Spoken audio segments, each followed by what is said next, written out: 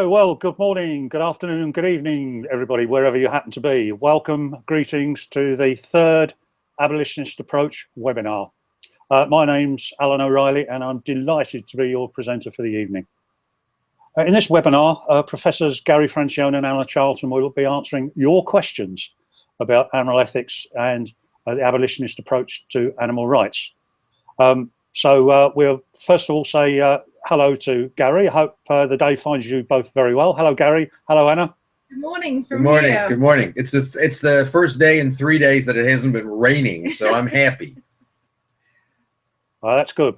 As long as you're happy, everyone's happy. That's what I always say. That's actually not true, but it's a nice thing to say.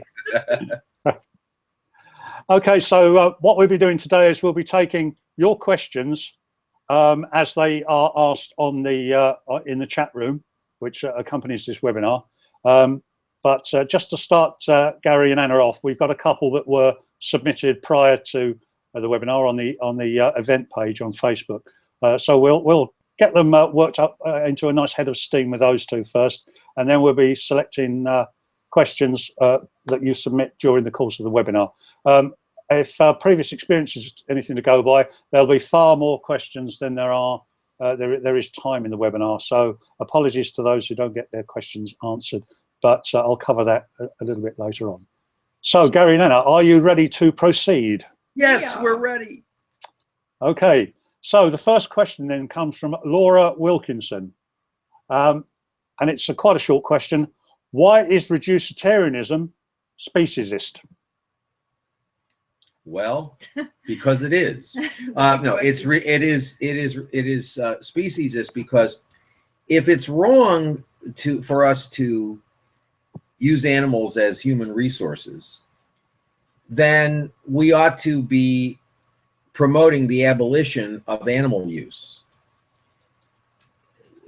It's a fundamental rights issue, Laura. Laura asked the question, right? That's correct. Right.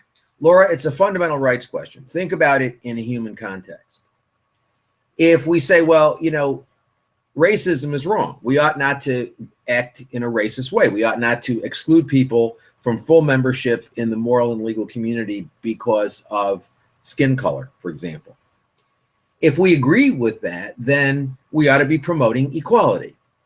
If we agree with that, but then start promoting racist free joke Monday, that's really not a very good idea. We would be then promoting a different form. We'd be promoting racism. We would be promoting a reduced amount of racism, but we'd be promoting racism. That would be inconsistent with the fundamental rights of people not to be subjected to racist discrimination. First of all, it seems to me that this the new coinage of the word reducitarianism is jarring to me because I think it's a step backwards. Absolutely. Far be it from me to not recognize that the world will not go vegan overnight. That's the reality that we're always faced with when we're giving a clear message about veganism. That's the retort. Well, what do we do in the meantime? But that's the case with any fundamental change on ethics. We understand that the whole world doesn't get it immediately and act on their realization, but we have to get the clear message out there in order for the realization to take place, for that ethical shift to take place in the person, and then their behavior will conform to that new realization. But it seems to me that even giving a word to this idea of reducitarianism, it's better than nothing. Well, if your target is doing something that's better than nothing, then that is disheartening and unethical.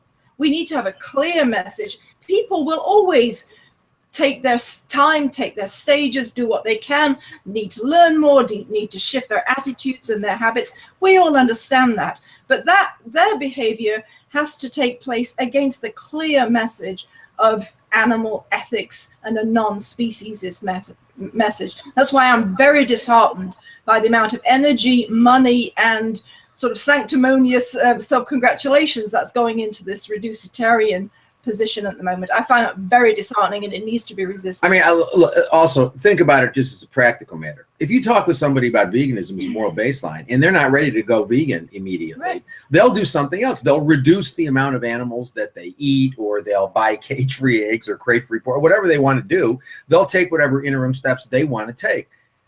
But for us, for animal advocates, to be promoting those things is morally problematic, and I don't think it works. I mean, I don't think it works. The comical thing is the guy who runs the reducitarian organization, obviously reducitarianism hasn't gotten him incrementally to veganism because he's not a vegan.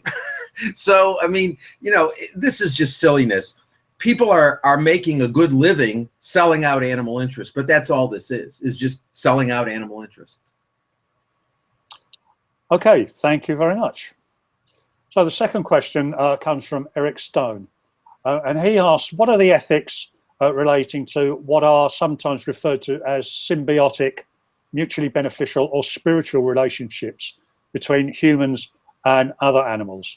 And the example he gave was the relationship between Hindus and cows. I don't think that helps the cows very much. I don't think that I don't believe in symbiotic relationships between humans and non-humans. I mean, I think there are some relationships that you can have that are less harmful than other relationships. I mean, we have 6 rescued dogs, and I would like to think we have, you know, that they enjoy living here. There are 4 of them are abuse cases. And I would like to think that they enjoy living here, but the reality is they shouldn't exist at all. We shouldn't have domesticated animals. And you know, this idea that, well, you know, people have symbiotic relationships. What is the relationship that people have with cows in India? Cows are still, I mean, cows are, first of all, India has a huge dairy industry. India has a huge meat industry, right, because although, right, it's not stopping them from slaughtering buffaloes. It only applies, the religious proscription only applies to a small number of animals who are largely left to wander around. They have all sorts of health problems because they're eating plastic and they're eating garbage and things like that. So this idea that, well, there's some sort of spiritual benefit that I mean, people get all sorts of benefits from exploiting animals. I don't doubt that certain people in India get spiritual benefits from the idea that there are cows wandering around. It doesn't help the cows. And the bottom line is, we shouldn't have any domestication at all. And as far as I'm concerned, if you worship a God who tells you that domesticating animals is okay and using animals is okay, you need to switch gods. Okay, thank you. Sorry, Anna, was it?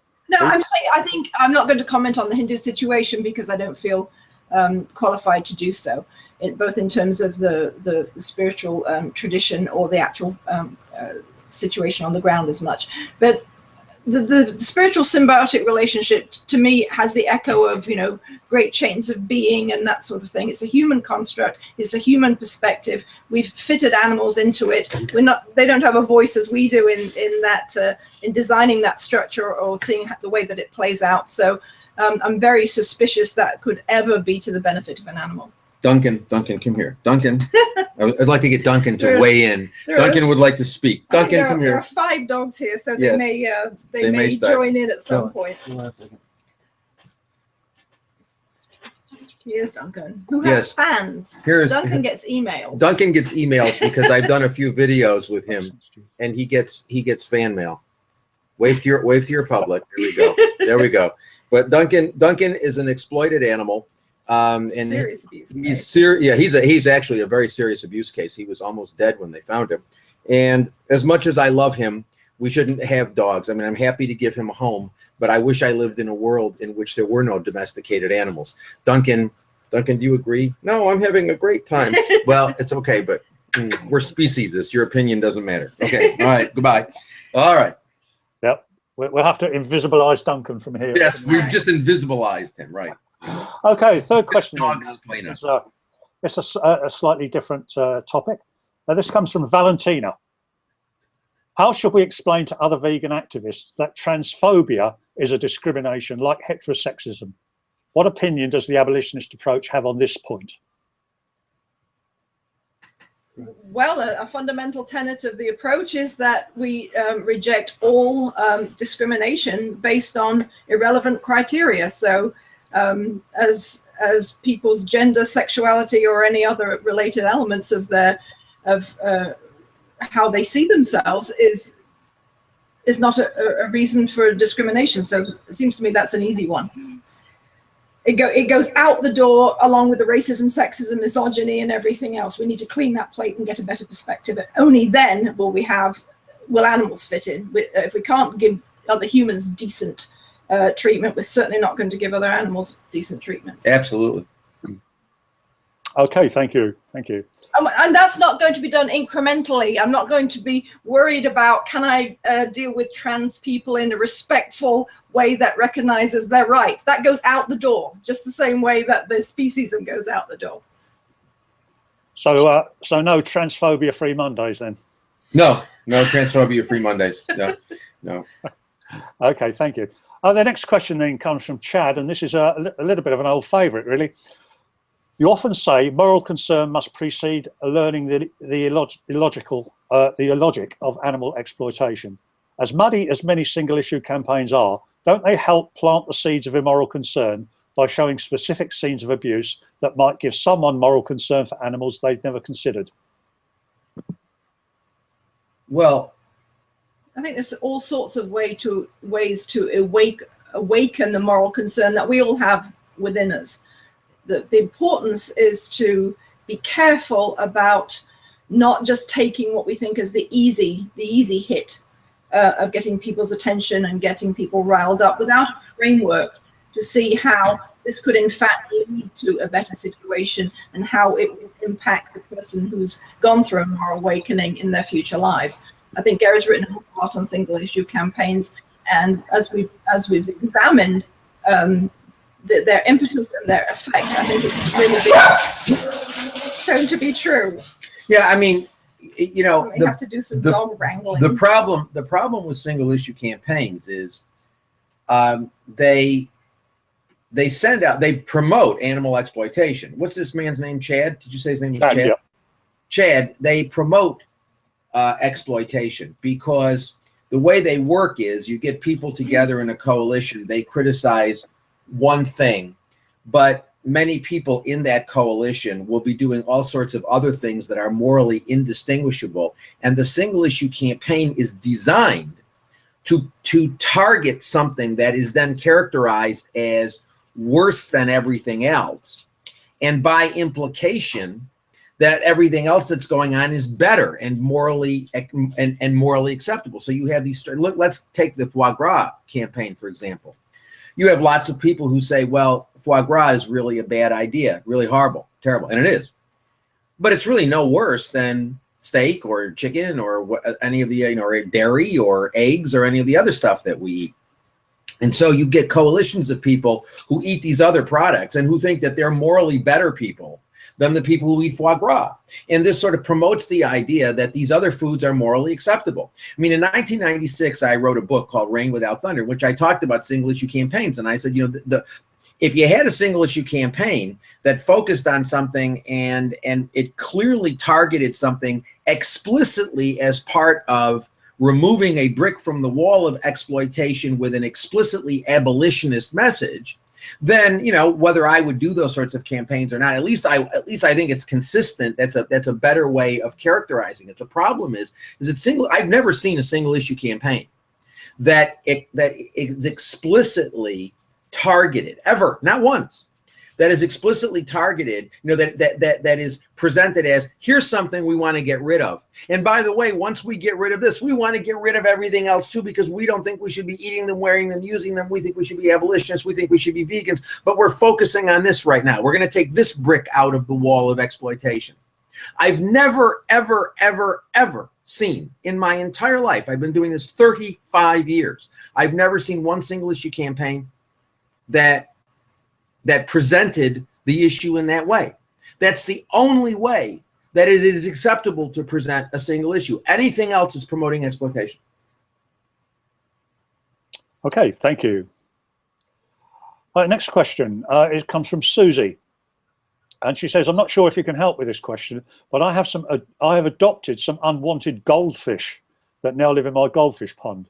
I believe goldfish are not vegan. Any ideas what I should feed them, as goldfish food contains fish? And I suspect this question is about the ethics of feeding some kinds of refugee animals. Refugee animals can pose problems. We have, as Gary said, 6 rescue dogs here, and we're lucky that every rescue dog we've had has happily made the transition to being a healthy vegan. In fact, they've thrived on that diet. Don't know much about goldfish. And the questioner really should ask someone with veterinary training to find out what is thought to be required and what possibly might be a substitute. Neither of us has that information. Yeah, I look.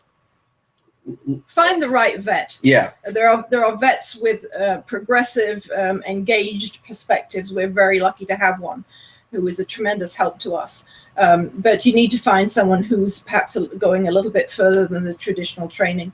Yeah. Because then a lot of people with veterinary training, have never confronted these questions. I mean, let me say as a general matter, domesticated animals create moral messes that we cannot clean up in tidy ways, Susie.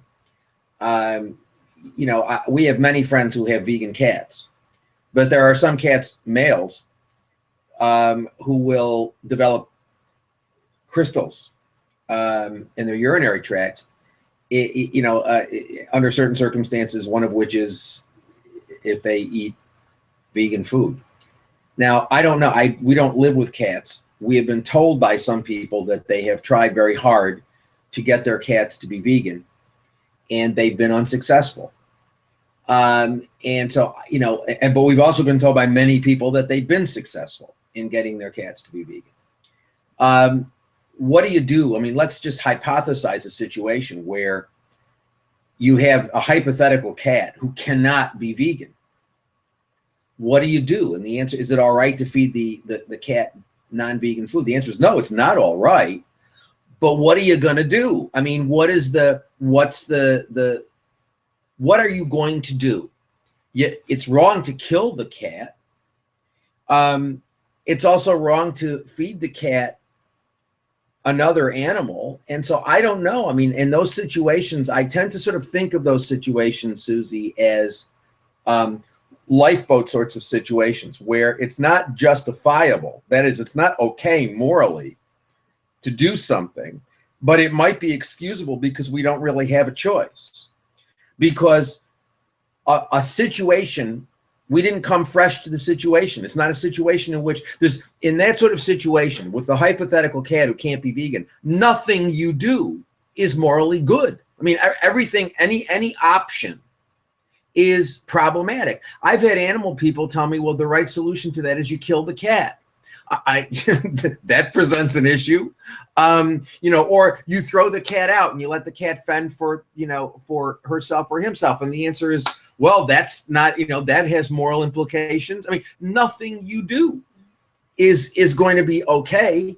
So what do you do? I mean, these are difficult situations. It's one of the reasons why domestication is a bad idea. We ought not to be continuing to domesticate animals. It's wrong. And we got to stop doing that. In large part, well, for lots of reasons, one of which is because they make moral messes and we can't clean them up because no matter what we do, there's a moral hazard. There's we're confronted by a variety of, by moral hazards, whatever we choose to do. Thank you, Gary. Thank you, Anna. Next question comes from Celia, and I apologise profoundly if I've mispronounced your name.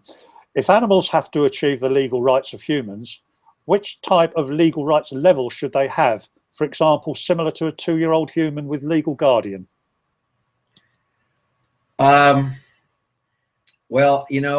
I've been thinking about this issue for the better part of 30 years. It's sort of hard to answer quickly. Let me say this. Domesticated animals ought not to exist, period. If we recognize they're more, look, legal rights, meaningful legal rights are not going to exist for animals as long as animals are property. We have to, as a culture, as a society, reject the property status of animals. But once we do that, we stop bringing domesticated animals into existence. We stop institutionalized exploitation. So we wouldn't be continuing to exploit animals. So it wouldn't be a question of, well, what do we do? What do we give them the rights of a 2-year-old or a 3-year-old or a 1-year-old or whatever, because they wouldn't exist.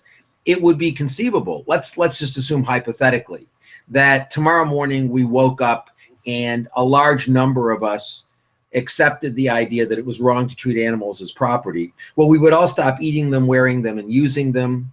And people would stop producing domesticated animals, but there would be still some people who wanted to exploit them. So we might have laws that prohibited them from doing so. We might have laws that prohibited people from continuing to domesticate animals or to slaughter animals or whatever, to exploit animals in any way. But we might have laws that would stop people from continuing to treat animals as property. But if we had a culture in which we rejected this, or rejected the status of animals as property, we would all stop using them. So the demand would cease and people would stop bringing domesticated animals into existence.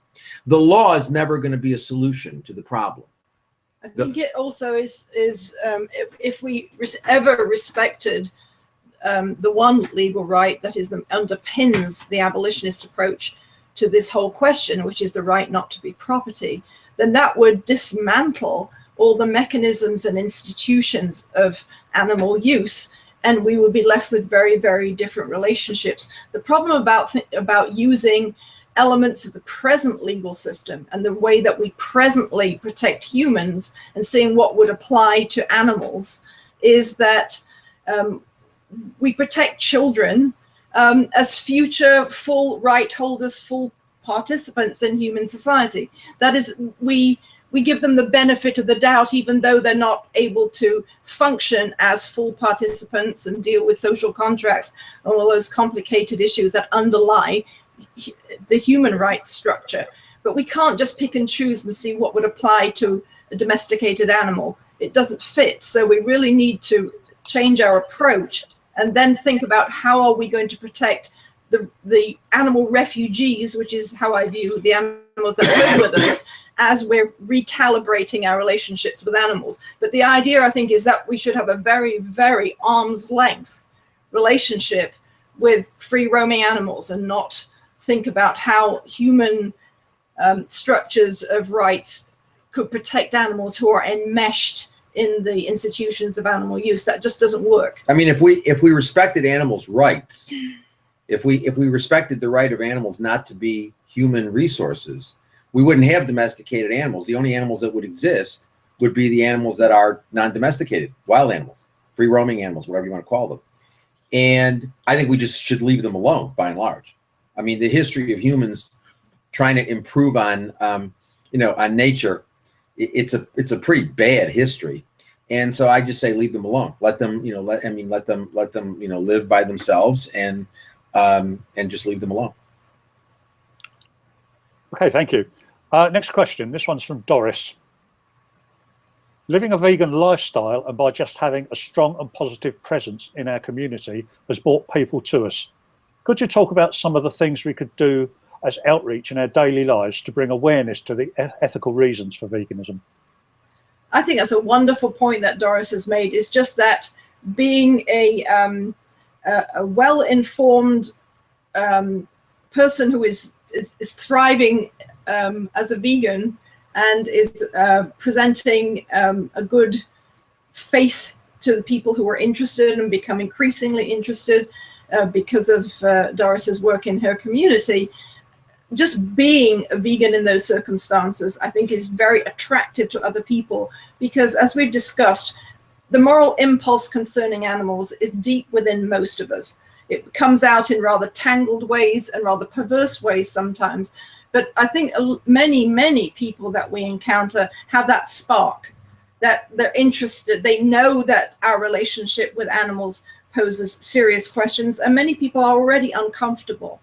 So Doris, if she becomes the most educated, outgoing, willing to put herself in uncomfortable situations if she's not used to talking to people about issues, going out there and explaining to other people what she already knows, I think is the most important way that advocacy spreads this message. It's not so much people talking at people, certainly not shouting at people. It's that community of engagement and development which is going to make the change. She should have confidence in what she knows and what she could do, and come back to us and tell us how it works. There's an awful lot on the Abolitionist Approach webpage. There's a lot in the continuing discussion on the Facebook page. People are out there doing things that they were nervous about doing, didn't think that they could do, thought someone else had the job of doing that, and it has a great effect. Absolutely. I mean, you know, you don't measure the strength of a movement by how many people are doing it in a, quote, professional way. You know, the professional advocates. As a matter of fact, I think that's a really bad idea. You measure the strength of a movement by how many people on a day-to-day basis embrace ideas and have them affect their lives. And so, you know, and I happen to think being vegan is the single most important activist thing, you know, that you can do, because what you are doing, it's an action. Being a vegan is an action. It is the action of rejecting the ubiquitous, pervasive, cultural exploitation and economic exploitation of animals.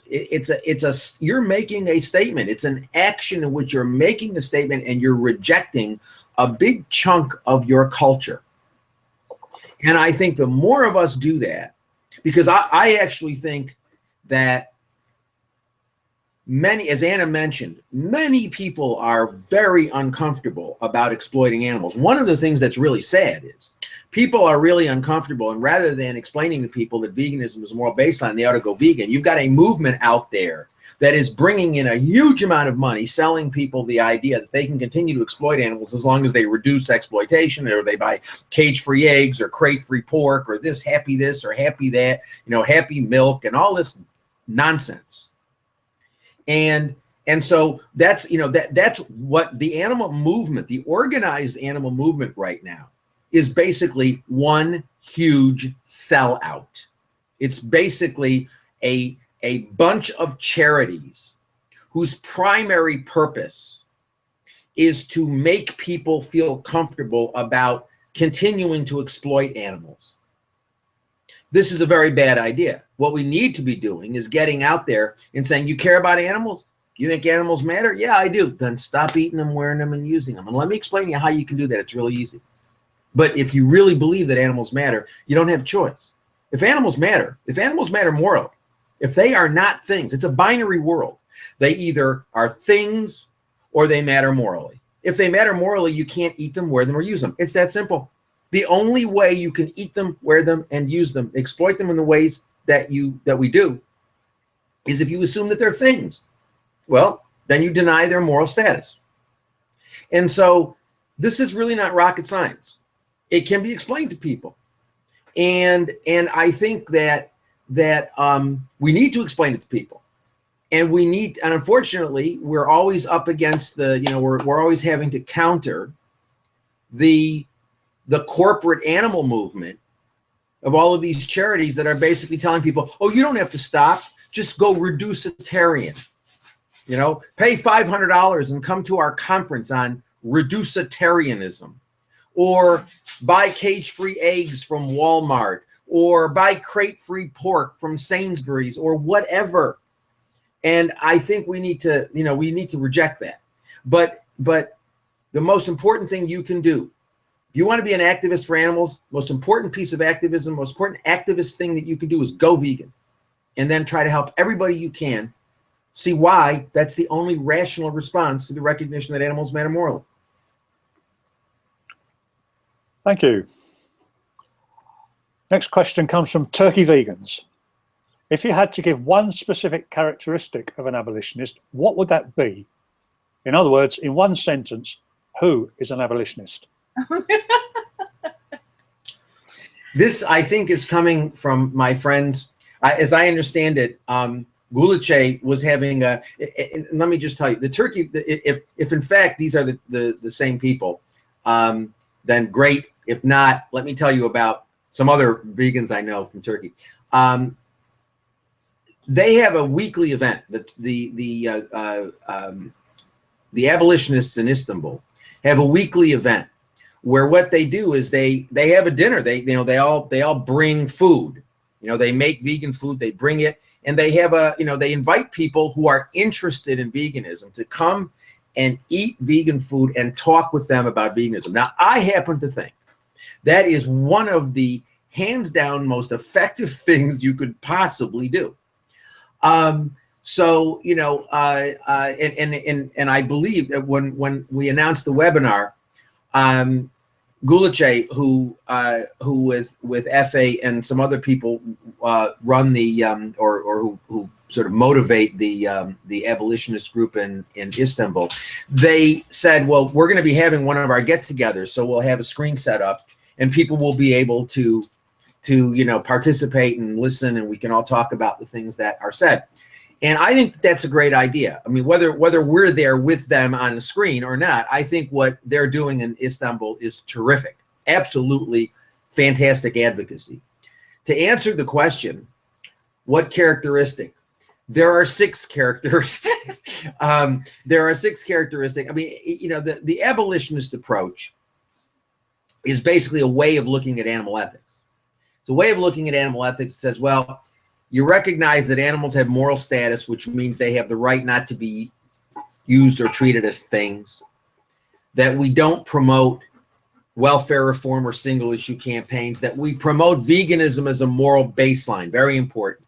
Veganism is a moral baseline. It's a moral imperative. It's not a matter of a journey. It's not a matter of a lifestyle. It's a matter of you've got an obligation to be vegan in the same way you've got an obligation not to engage in other forms of rights violations where humans are involved. The idea that sentience is the only thing that matters. It's not a question of how intelligent animals are, or whether or not they're close to us, or whether they're monogamous, or whether they grieve when members of their group die or whatever. All they have to do is be sentient. Any other characteristic is irrelevant. The idea that all forms of exploitation are wrong. They're all violence and they should all be rejected. Racism, sexism, classism, speciesism, all that stuff should be rejected. And the final point is that violence is wrong. That if violence were an answer to anything, we'd all be living in the Garden of Eden, because the history of humankind, in case anyone hasn't noticed, is a history of violence. And that we ought to reject violence. We are the new peace movement, but we're a peace movement that incorporates, that includes non-humans as well as humans.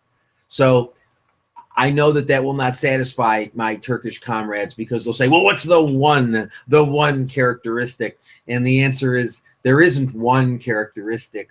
I think there's one characteristic that is more likely to ensure that the principles of that approach actually get put into practice.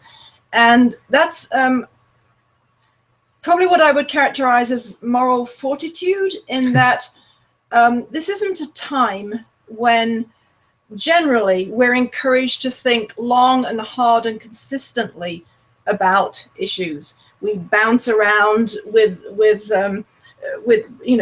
reacting to the constant input from the internet, the flashing lights and the distractions. So we often don't focus on something, and ethical issues require that focus.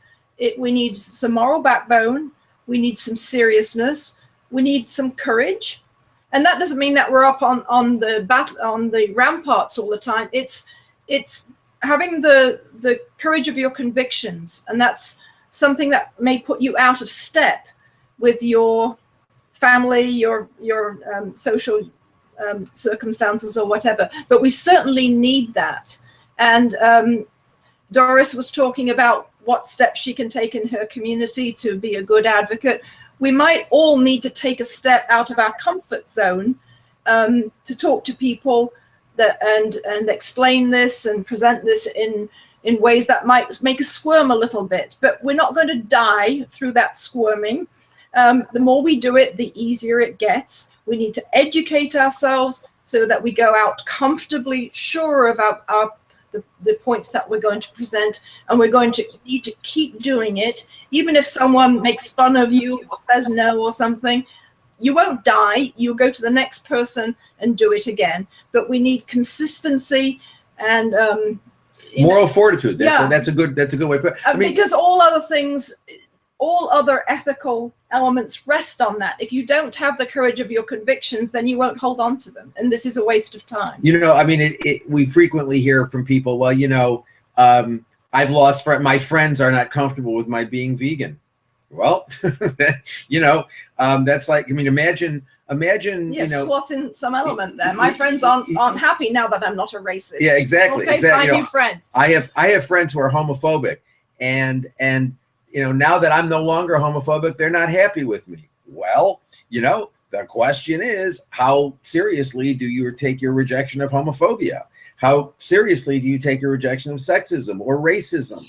And you know, I mean, I remember when I was growing up in the 50s and the 60s in America, we were in a we were moving to a we still don't have a non-racist society, but it was really bad back then. And, you know, it was very common to hear a lot of racist epithets used all the time, commonly out in the, you know, public.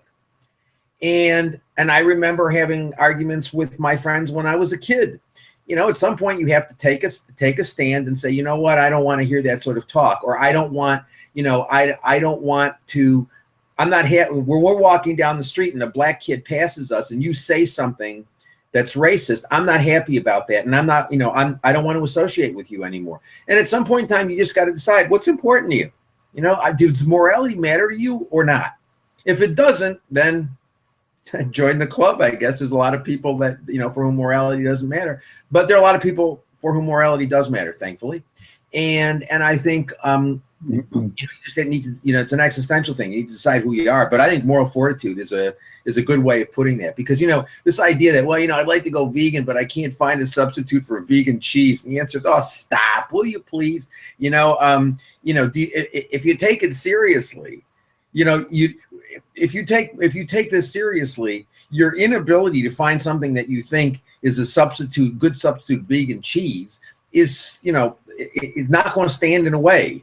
You know, you know, you got to take it seriously. And it drives me crazy when I hear animal people say, well, if you're out with a bunch of people and you order something vegan and they bring it with, you know, it's sprinkled with cheese or hamburger or something, don't send it back because you'll make your friends think that, you know, it's too difficult to be a vegan. My view is you send it back, because if you eat it, you've now told your friends that you don't take it seriously. And I think it's really important to have the courage of your convictions and to make, you know, to help people to understand that you do take it seriously. This is an important issue. It's a fundamental rights violation. And I think a lot of animal people, unfortunately, don't see it that way. I mean, they see this as, well, it's an undesirable behavior and we ought to modify it. But they don't see it as a fundamental rights violation. And that's because, in large part, many animal people, particularly anybody who's come through these large groups, have been influenced by these large groups. Those large groups all reject animal rights in any meaningful way. And if you don't have it presented as a fundamental rights violation, then the other cross currents of inconvenience, strangeness, right, a bit of adapting are much more likely to erode whatever growing realization people have.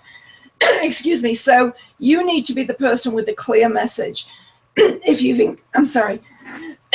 encountered people in a way that you have a continuing relationship with them, or you're able to have a continued engagement with them, that's very important, because the large animal charities are there in the background saying, it's too difficult for you. We're vegans, but it's hard for you. Send us the money, we'll do the job. No, you're the person who gives the clear message that it's everyone's obligation to respect that moral baseline. And for the vast, vast majority of people, in the vast majority of circumstances, going vegan is easy. Now, we all need to recognize that for varied reasons, mostly socioeconomic, it may be harder for some people, or it may be harder for people with disability or other family, you know, their own physical disability or family complications. I know young people who don't buy their own food have problems sometimes. So let's keep our own moral fortitude strong and extend ourselves to help those people. That's what people have always done when they've been confronted with important social things that need to change. We teach in Newark, New Jersey. It's one of the poorest communities in the country. We don't just do animal work. We meet people doing other human rights campaigns all the time. I meet people who are doing heroic work for children, for the elderly, for rehabilitating people who have got into bad circumstances, which unfortunately are all too common in some of these areas. People who are just take my breath away in terms of what they can accomplish, often with few resources. We can model ourselves from that sort of moral energy that goes into it. And we can also help people in those communities if they make the decision to go vegan. If you're going shopping, take someone with you. Make the phone call. Can we help? Can we help your kids? If they're all going to McDonald's for the school thing and you don't want them to go, your kids to go with them, you know, take those kids with you when you're doing something vegan. There are all sorts of little tweaks to your own life that can make a big difference to a new vegan. So I think we need to be empathetic and aware and engaged and bring some energy to this. If we all do a bit, we can really make a difference. Absolutely. Yeah. Oh, that's brilliant. A very short question and a very long answer, but loads of stuff. Loads of stuff. No, we love it. If you ask a question, right? I won't make that mistake again. Okay, so the next question then comes from Adam. Advocating without sounding judgmental. How is that possible? Well, look, you know, there are some people for whom any discussion about their behavior is taken as being judgmental and they get upset about it. Nothing you can do about that. I mean, I think what you can do to try to mitigate that is to, I don't find it helpful, for example, to accuse people who consume animal products of being murderers or refer to them as rapists or child molesters. I think it's perfectly fine to talk about our exploitation of animals as being analogous to other fundamental human rights violations, including rape or pedophilia or murder or whatever. But, you know, to have it, to tell, grandma invites you over for Thanksgiving dinner and you proceed to call her a Nazi, that's not helpful. And you're never going to really communicate. I mean, I think it's important to be clear that you're judging actions and not individuals, because really none of us really knows what's going on inside of another person, and you don't really understand their motivations, why they act the way they do. But I think it is important to be clear that, whatever their motivations are and whatever reasons they have for acting the way that they do, there are certain things which are just wrong. And I think it's important to be clear about that. And so I always, when I discuss this with people, what I try to do whenever I have a discussion with anybody about this is to get them to focus on the fact that they care about animals. I mean, because if they don't, they're generally not talking to me anyway. But I try to get them to focus on the fact that they care about animals, and then to show them that their care leads them in particular directions, and that seeing the immorality of animal use is something that is already embedded in their way of thinking. They just haven't thought through it for a variety of reasons. They haven't thought through it. And if they do think through it clearly, they'll come to the conclusion that their actions are not good and that they need to change them. But I don't think, I have seen animal people, at a table with people who are not vegan and just sort of saying, you're all Nazis, you're Nazis. And I don't think that isn't helpful. Whenever you start calling somebody a Nazi or a child molester or a rapist, you're not going to get anywhere quickly, or perhaps not quickly. You're not going to get anywhere. As I say, I'm perfectly comfortable with saying that all fundamental rights violations are analogous in that they are all fundamental rights violations, all of them.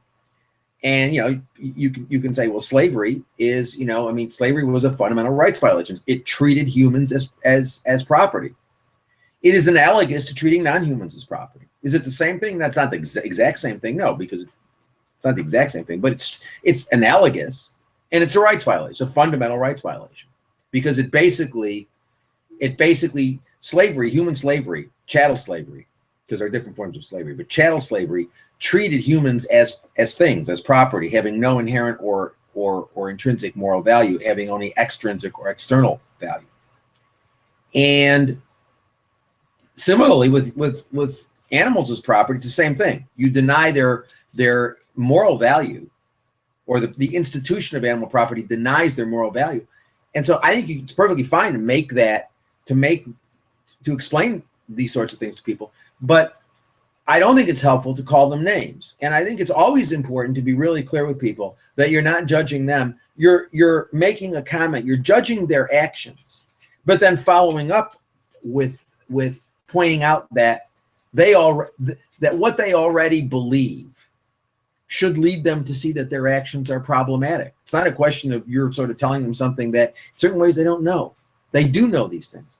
Now, the bottom line is, everybody who thinks that animals matter morally, everybody, is uncomfortable about animal exploitation. Everybody is. It's just they've been taught they've got to eat the stuff or they're going to die. Wrong. They've been taught that as long as they treat animals humanely, everything's fine. Wrong. You need to explain these things. And one thing I think is really important, and it really goes. I don't think it's appreciated by a lot of animal people, and that is, although it's 2017, and although everybody thinks that everybody accepts that you don't need to eat animals for optimal health, I think that's wrong. I think in 2017, there are still lots and lots and lots and lots of people who believe that if they don't eat animal products, they're going to die, or they're not going to be vibrant, or they're going to be weak, and they're going to be, I think there's a lot of those people out there. I think there's a lot of those people out there who still think if they don't eat animal products, they're not going to have optimal health. And I think it's really important. I mean, I'm not, you shouldn't pretend to be a nutritionist or a doctor if you're not qualified. But I think that, you can point people to the websites of governmental agencies and professional agencies, all of which say that you can get everything you need nutritionally from a vegan diet. And in many of them, and an increasing number of them, are taking the position that, in fact, animal foods are detrimental to health. I never promote veganism as something that will make you healthier. I present it, although I believe it will, and I mean, it is amazing to me that I there's no doubt in my mind that eating a healthy vegan diet is not only provides everything you need, but is much, much, much healthier than a diet that includes animal products. But you don't have to convince people of that to make the argument. The only thing you need to convince them of is that they don't need it. It's not necessary, that they won't suffer health-wise if they don't eat animal products. And it's clear that they won't.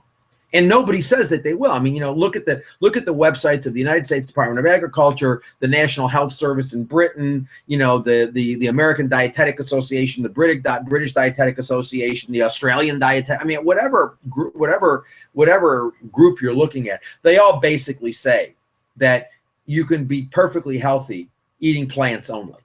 And so, but I think we need to educate ourselves better with that, because I think a lot of animal people just assume that everybody knows that you can, you're not, there's no sacrifice. A lot of people don't know. I mean, I have people ask me all the time, they say, well, don't you feel weak and tired? And the answer is, if I had any more energy, it would be frightening. I mean, I slept last night, I slept 4 hours. I went to bed at midnight. I was up at 4 o'clock this morning working. And I can't remember the last time I had a cold. So, but I have to tell you, a lot of people are really,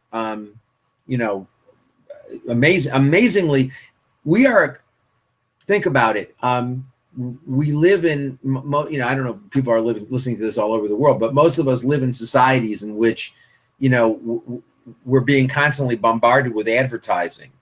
And animal agriculture is big business. So we're constantly being bombarded with the fact that we need to consume dairy if we don't want to have bone problems, and and we need to eat eggs if we want this, and we need to eat meat if we, and so people, people think, that they need to eat these products to be healthy, and we need to be more sensitive about that. One of the reasons why we did the website hodoigovegan.com is to point people, to give them those references, and to give people the information they need to see that they can be healthy vegans. Well, exactly. And I think the use of analogy and understanding the mechanisms of discrimination and the ways that we've told ourselves stories about how we're actually treating other humans and animals is important, but may not be the most useful first step. A heavy use of analogy often can seem like the use of an insult, as Gary was saying. So what we found very useful, and one of the reasons that we use that approach in Eat Like You Care, is trying to engage with people's present understanding about their relationship with animals, because we have this uneasy coexistence of our idea that we shouldn't inflict unnecessary suffering. At the same time, we have this massive, pervasive use of animals in industrial farming and production. So we need to disentangle that a little bit. And people need to be able to hear what you're saying. And if you're throwing volleys that sound like insults, it's something that distances you from the person that you're speaking to.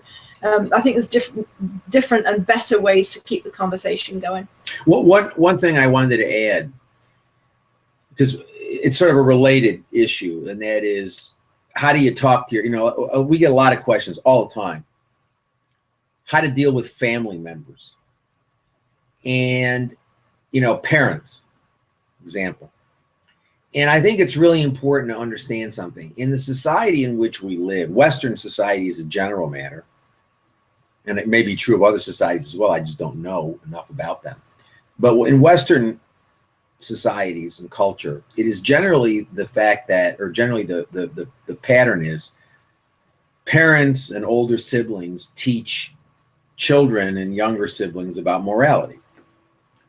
Your parents teach you about right and wrong. You don't teach them about right and wrong. So there's a structural problem whenever you're talking to your parents and you're explaining to them that something that they're doing is morally wrong. You're running up against that problem of that structural problem of, well, who are you to be telling me? I'm the parent. I teach you about morality. You don't teach me about morality. And that's why many people have had a lot more success dealing with their younger sisters and brothers than their older siblings, because again, that's the pattern. The pattern is the older sibling transmits moral information to the younger sibling.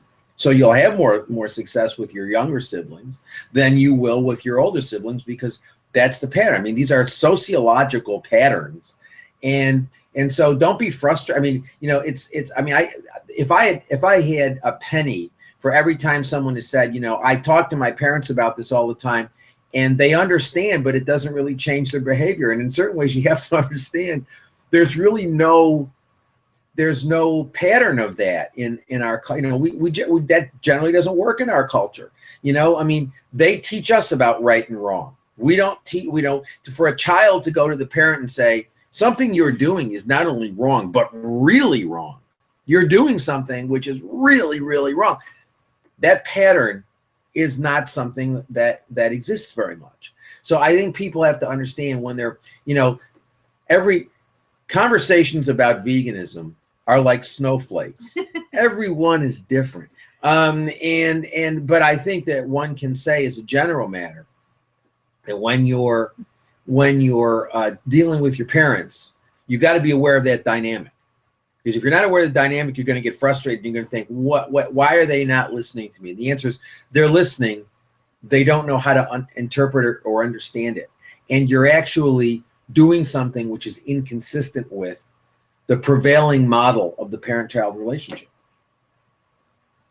Okay, thank you. So next up is Matt, who asks, how can the abolitionist approach reach the growing number of people that use the argument that morality is just subjective? Okay. Well, Matt, We have the big questions today. yeah, the big questions. Well, yeah, I'm glad. I mean, it's a good Right. question. You know, Anna and I teach a class, Matt, in human rights and animal rights. And the first session of the course, the first class session, we say, what's morality? We ask the students, what's morality? And, you know, the students look around and they're somewhat bewildered by the question because they haven't really thought about that. And so the first thing we get is, well, it's a matter of opinion, which is what you're saying, you know, the matter of moral subjectivism. And so our response is generally, oh, okay, so if your opinion is that the Holocaust was okay, then it's okay. And if my opinion is that it's not okay, it's not okay. And then immediately when you use an example like that, most people sort of step back and say, well, maybe it's not me. Nobody believes, you know, that morality is subjective. That is something that they say when their actions are being questioned and characterized as immoral. The fallback position in our postmodern world is to say, well, what's morality? How do you know that your moral position is right and mine is wrong? And you know, I actually believe, I am a moral realist. That is, I believe that there are certain, that at least some moral propositions are capable of being true or false, and at least some of them are true. So I'm a moral realist. And I believe most people are moral realists. There may not be lots and lots of things that are clearly morally true, but let's just focus on one that I think almost everybody believes is a true statement. That is, it is wrong to inflict suffering or death on another without a good reason. I think most people would say, yes, of course, that's true. It's true in the same sense that, you know, I have a mug of tea here is empirically true. It's also true that it's wrong, it is morally wrong to inflict suffering and death without a good reason. Now, we can have all sorts of disagreements about what a good reason means and what constitutes a good reason. But one of the great things about the vegan argument is almost everybody would agree that it's wrong to inflict suffering and death if the only justification you have is pleasure, tastes good. And you know, and so and that's really all you need to get most people to see that the idea of eating animals for food is morally problematic. And so I think, you know, we live in a postmodern world, and in the postmodern world, truth is, you know, we sort of scoff at truth. Let me just say this: if you're going to be skeptical about moral truths, then your skepticism can't be cabined in, because your skepticism has to extend to everything. I mean, you know, if you want to say, well, there's no way you can prove a moral proposition, the answer is there's no way you can prove an empirical proposition, not without making all sorts of assumptions. And I mean, I can't prove that I'm sitting here right now. I may be a brain in a jar that's being stimulated, you know, with electrodes to hallucinate that I'm sitting in a chair and that I'm looking at a computer and then I'm talking to people about animal ethics, and that in fact is not happening. This is all just a hallucination. I can't prove that that's not the case. I can't prove that that's not the case. And science, you know, what's really interesting is we live in a time not only in which people are skeptical about truth, but they all believe in science as sort of establishing truth. So they're skeptical about truth, but they embrace science as providing truth and science as being non-normative. And the answer is that's ridiculous. Science is absolutely normative. Science has always been normative. You know, we can't prove causation exists. It's something that we assume. So there are all sorts of metaphysical assumptions that go into our scientific thinking. So if we're going to be skeptical about moral things, we have to be skeptical about everything. But in fact, people are not skeptical about everything. And in fact, people are not skeptical about morality. Most people think it's wrong, that suffering is bad. However they understand that, they think suffering is bad, and they think imposing suffering on others without a good reason is a bad thing, a morally bad thing to do. And so, you know, and this is, and really what's really interesting to me is when we have this class, when we teach this class, everybody starts off with, well, it's a matter of opinion.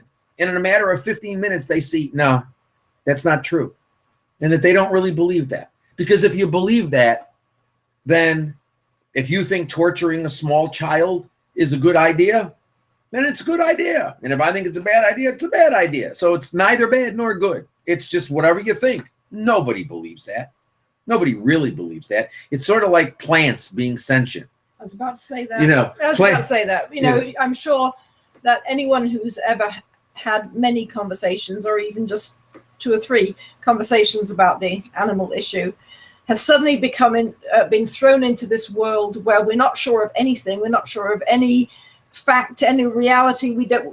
Plants are suddenly sentient and screaming, and we can't make moral decisions, and we're not sure if the Holocaust is bad, and we might be on a desert island. We need to keep control of the situation to the extent that we focus on the real issue. And I think that's one reason why bringing it back to this central idea in most people's ethics, that it is wrong to inflict unnecessary suffering or death, is an important way to keep the conversation real, or else otherwise we're into brains in jars and desert islands, which will not get us anywhere else. Thank you very much. So the next question comes from Kitchupat, and again, apologies if that's mispronounced. Kitchupat says, I'm still a meter, but I realised that it would be great if we could reach a world of mercy.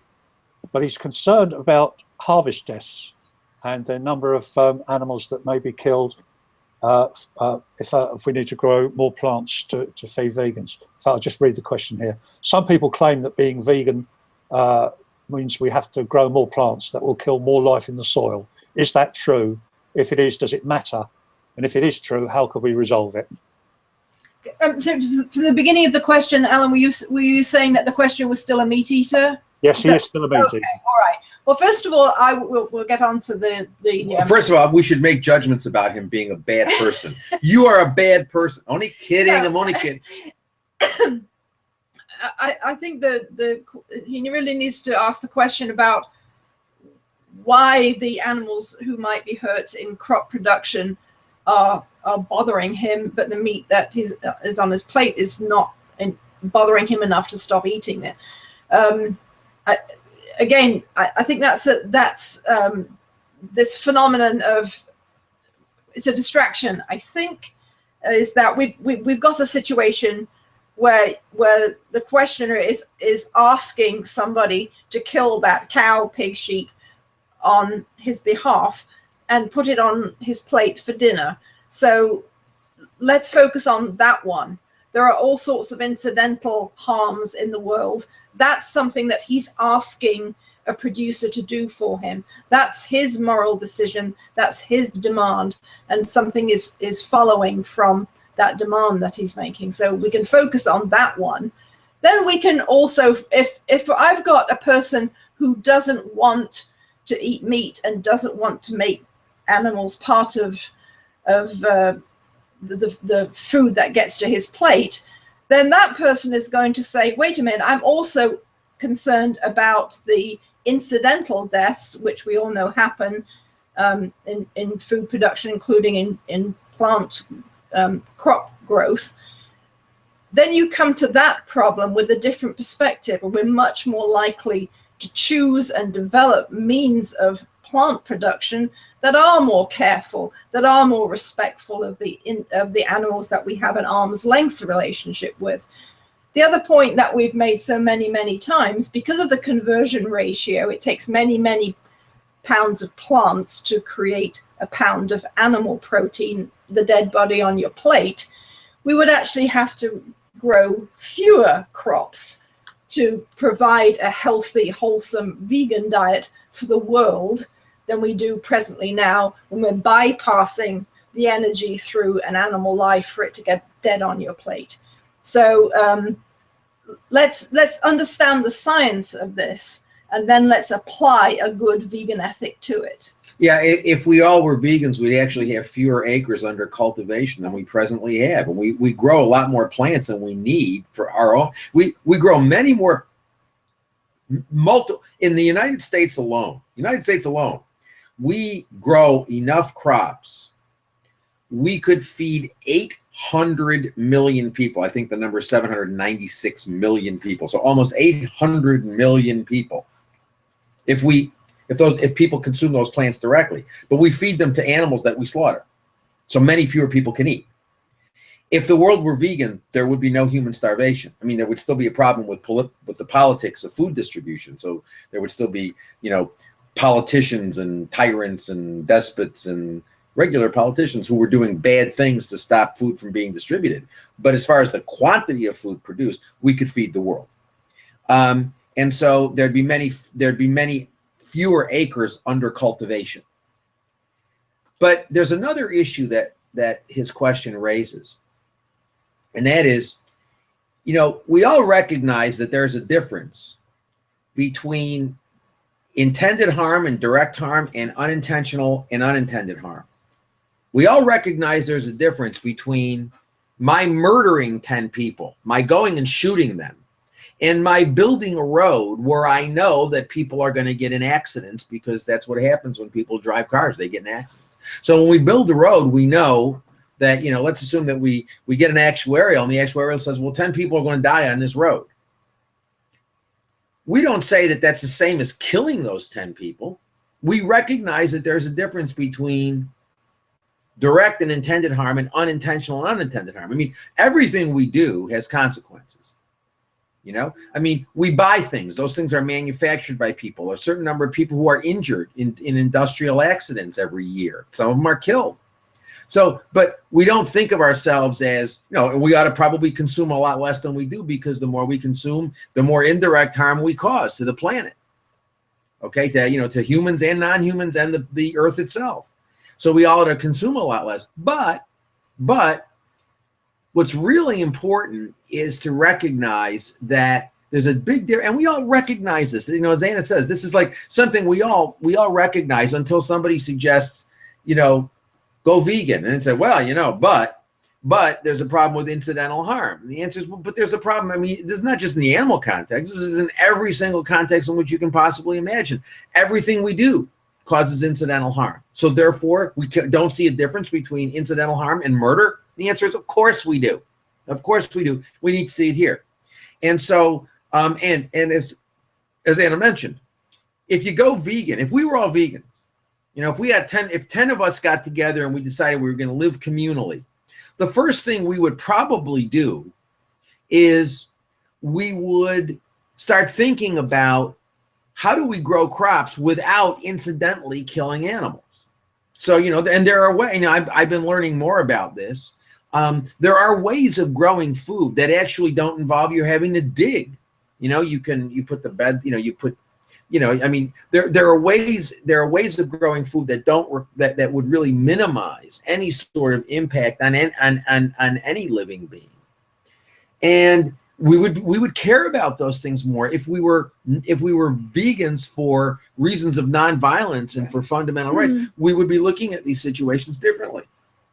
And finally, the final thing I want to say to you is, you're participating in this webinar. You obviously care.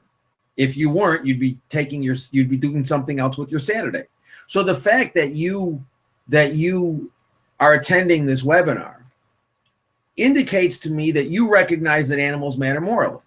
Okay, well, if they matter morally, you can't eat them, you can't wear them, you can't use them. So you've got a moral obligation to go vegan. And you know that. And it's not a matter of mercy. You use the word mercy. It's not a matter of mercy. It's a matter of justice. It's a matter of justice. It's what we owe to them. And if you want to continue the conversation, send me an email. I'll be happy to continue the conversation with you. I view every non-vegan as a vegan in waiting. And it's a question of, getting you to see what you already know, One thing also is that because an abolitionist approach to this issue means it's just not a diet. We're not just talking about a vegan diet and the elements of the food that are on your plate. If you approach this issue as other issues from a fundamental perspective of justice, then we will look at the other issues that are raised and will still be issues of justice, even if we sort out some of the questions about food production. Also, I don't think abolition vegans pretend that they have all the answers. This isn't a question of fundamentalism and moral purity and all these things that are thrown at us. There are still extremely complicated issues that we have to deal with, and practices that we're going to have to extricate ourselves from, which will pose problems. But we can all get the meat off our plate and then bring a perspective of justice. And the dairy and the eggs, yes, and the honey. Yeah, all those things off our plates, and then turn to the other issues that will still require an approach of justice in order to come to a proper solution. So adopting a vegan diet is an important and necessary first step, and then we'll be able to turn to other things like the animals in the fields. Right, thanks very much. Did you notice the evil grin when he was saying about every non-vegan is a potential vegan? Scary, really. No, actually, you know what? I actually do. I actually see everybody I meet as a challenge. Everybody I meet, it's like, this person's not a vegan. I've got to figure out. I've got to figure out how to ignite the spark, and that's how I look at every human being I meet. Is this person is a challenge, and I need to help this person to see what this person already knows in his or her heart, and I just need to sort of bring that out. Yep. And I need to sort of be a midwife of that idea, and that's how I look at it. I really do. And I have to tell you, it works. For all this. I really do love how the welfareists and the other people say, well, he's black and white, he's divisive, he's this, he's that, all these things they say about me. And I am black and white in the sense of what's wrong is wrong, and I'm an absolutist about child molestation, about rape, about murder, about genocide, about anti-Semitism, about racism. I mean, I'm an absolutist about those things. So I make no apology for being an absolutist where animals are involved, because I'm an absolutist where it comes to fundamental human rights. But what I find is that I can engage people very, very easily, just sort of presenting the idea that, this is something you already care about. As a matter of fact, most people are intrigued when I start off a conversation that way, when I say, you know what, you understand, you think that my veganism is extreme. Give me 10 minutes and I'll show you your non-veganism is what's extreme, given what you already believe, and the number of times I've had conversations with people and it really provoked them into thinking, and the number of times I have gotten, I've gotten feedback from people, they've gone vegan, not necessarily the next day or the next week or the next month. But, the number of times I wouldn't do this. I would not do this if I didn't get a lot of feedback that it's working. Terrific. Okay, next question then comes from Vera. Do you think that child labour and workers' exploitation that happens a lot with chocolate or bananas, for example, is something that should concern vegans? Also, what about plastic pollution that is killing many sea animals and birds? Do you think vegans should be more mindful of these issues? Well, yeah, I mean, look, I don't want to say that, a vegan is somebody who does not eat, wear, or use animals or animal products to the extent practicable. So I don't want to include everything. I don't want to say that, veganism requires that you be, that you be a morally good person in all areas of life. I mean, for example, a question we get a lot is, what about palm oil? Is it okay to consume palm oil? And the answer is, well, I don't consume any oils. I don't like, oils are not healthy for you, in my judgment. I don't use oil. I don't eat oils at all. Not olive oil, not palm oil, nothing. But do I think you can be vegan and eat palm oil? And the answer is yeah, you can be vegan and eat palm oil, because you know what? Palm oil may have an incidental and an unintended effect on some group of animals, but all food products. I mean, you know, olive oil is going to have a negative impact on some animals. The growing of olives and the processing of olive oil is going to have a negative effect. They may not matter as much to some people as, you know, I mean, part of the palm oil thing is that we value orangutans more than we value other animals, because orangutans are particularly adversely affected by palm oil production. And, you know, my view is, well, orangutans don't matter any more than anyone else. I don't consume any oil, so I'm not, you know, but I eat foods, and my food is, you know, I eat plants, and you know, the plants, I'm sure that there are animals that are adversely affected as, you know, from the growing of the plants, and you know, but as far as, I mean, you know, last summer when we were at the World Vegan Summit, I learned from Bill Terra, who is the partner of Marlene Watson Terra, who are terrific vegan educators in Ireland. And although she is Scottish and he is American, but they live in, I think they live in, do they live in Galway now? Are they in Galway? Yeah, they live in Galway, yeah. Yeah. And they're terrific macro vegan nutrition people, and they know more than anyone I've ever met about a lot of these topics. And Bill talked about cashews. I really was not aware that cashew production involved a lot of really serious worker injuries, and so we've stopped eating cashews, and I've been trying to find an ethical source of cashews, and I haven't been successful so far. So we haven't bought them. Now, would I be vegan if I ate them? And the answer is, well, yeah, but you know, I'm if I can get nut protein, you know, without, you know, as much as I like cashews, because I do, you know, but they involve harming people, then I will eat something else instead. And you know, as far as bananas are concerned, you know, we get organic bananas to the extent that cuts down on any worker injuries. Chocolate's a real problem. But the only chocolate we have in this house is Joel Furman's cocoa powder, and as far as I know, that is not produced in a way which is ethically problematic. But you know, I mean, look, you try to live a moral life. I mean, there's lots of stuff. You know, there's lots of stuff that you can do I mean, the one thing that we could all do that would minimize a lot of bad stuff is consume less. We all buy more crap than we need to buy. You know, I mean, people buy stuff they don't. I mean, the next time you want to buy something, ask yourself, do you really need it? You know, and I mean, how much stuff do you need? And you know, it's like, you know, I had a cell phone that like literally fell apart. You know, literally, pieces started coming off of it, because even though my contract was up and I could have gotten a new cell phone, I thought, well, why do I, you know, I mean, as long as it works and I can make phone calls, why do I need a new one? You know, I tend to have cars, and they tend to fall apart while I'm driving them. I mean, you know, I mean, I have like 300,000 miles on cars. I don't buy new cars.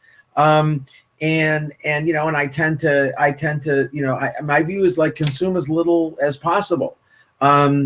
You know, that said, I consume too much. We all do, you know, you know, but yeah, you know, so I think you know, plastics, yeah, of course. I mean, plastics are horrible, but so let's try to do the best we can. But the best thing that we can do as far as the fundamental rights of animals are concerned is go vegan.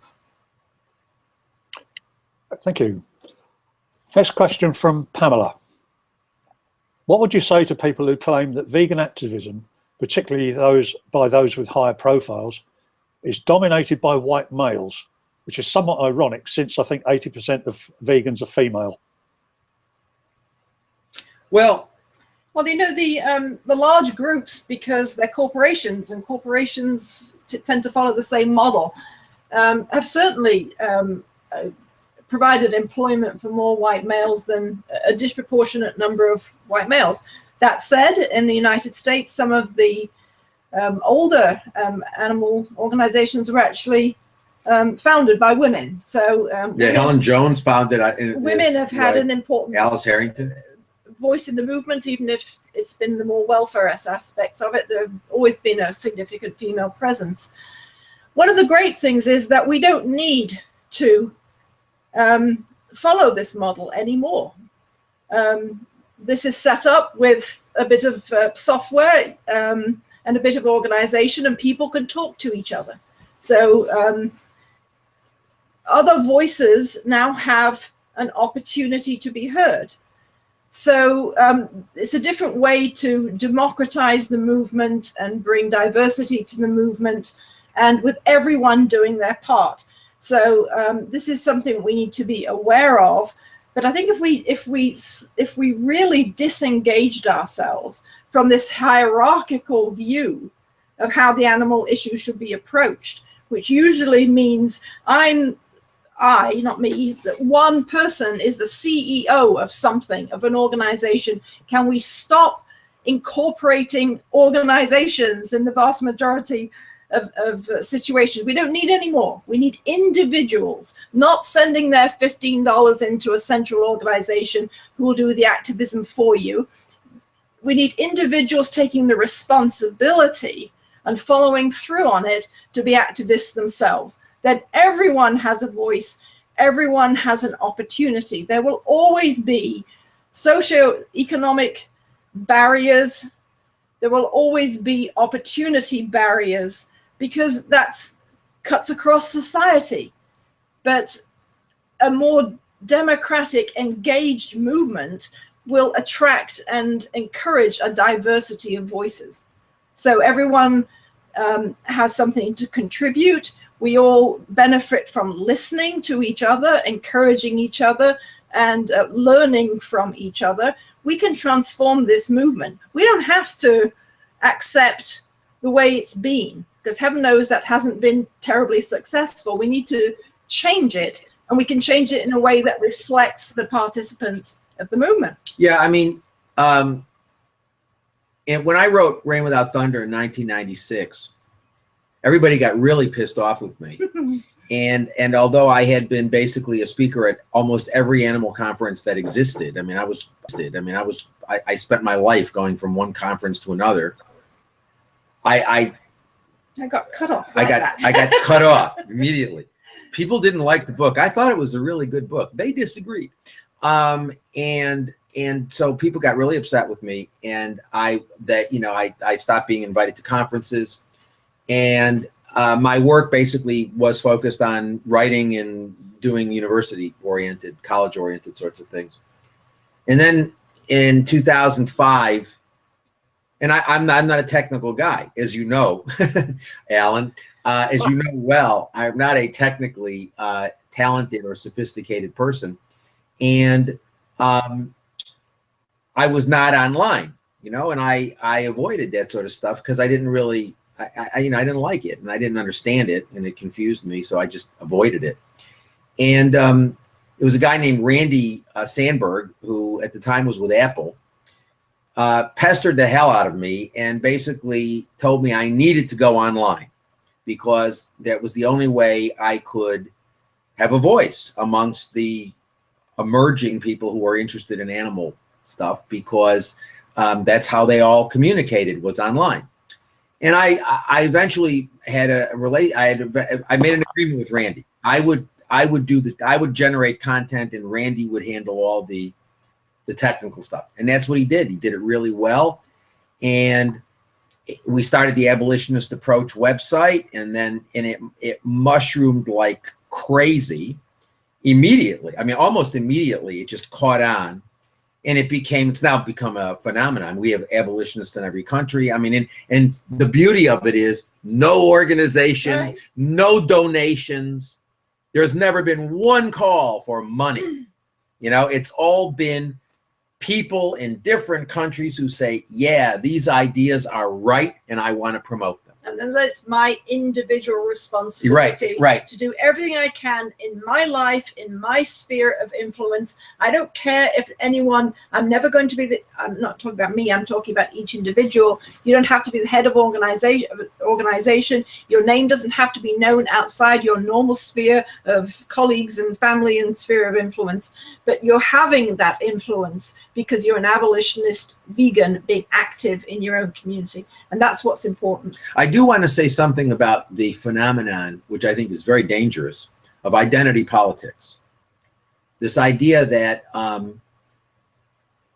you know, I will say something about feminism and someone will say to me, well, you can't say something about feminism because you're a male. That is, to respectfully call it, bullshit. And I'm sorry, I apologize to bulls. That's just nonsense. If you're going to say that I have, you know, that Margaret Thatcher, well, actually, she's not a good example because she's passed away, but that Sarah Palin has more to say about feminism than I do simply because she's a woman, that's just absurd. And this idea that, you know, and I've had people say, well, I can't talk about abolition because I'm not a person of color, and only people of color can talk about abolition. Well, that's just insane.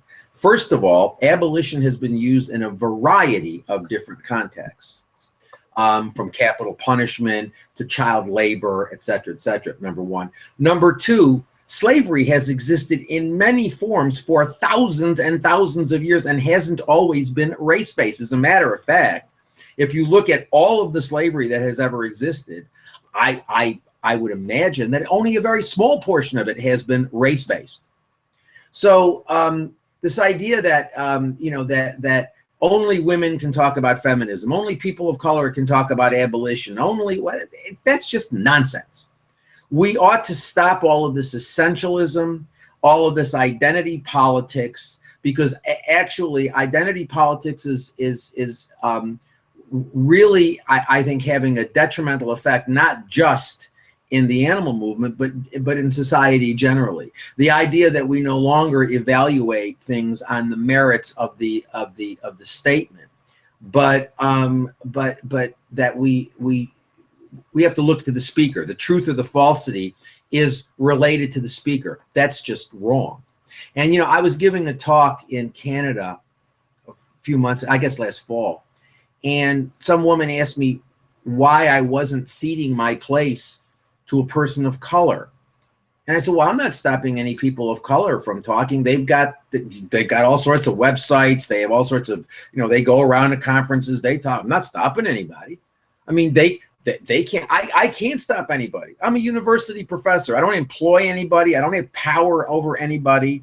I have to grade my students. But the bottom line is that, you know, I don't have I'm not an organization. I don't employ anybody. I don't have any employees. And so this idea that, well, I shouldn't speak because I should cede my position to a person of color. What sense does that make? I'm not stopping anybody from speaking. They can speak. I can speak. We can all speak. And this idea that, well, I shouldn't speak because I'm a white person, that's just bigotry. That's just absolute positive bigotry. I will have nothing to do with it.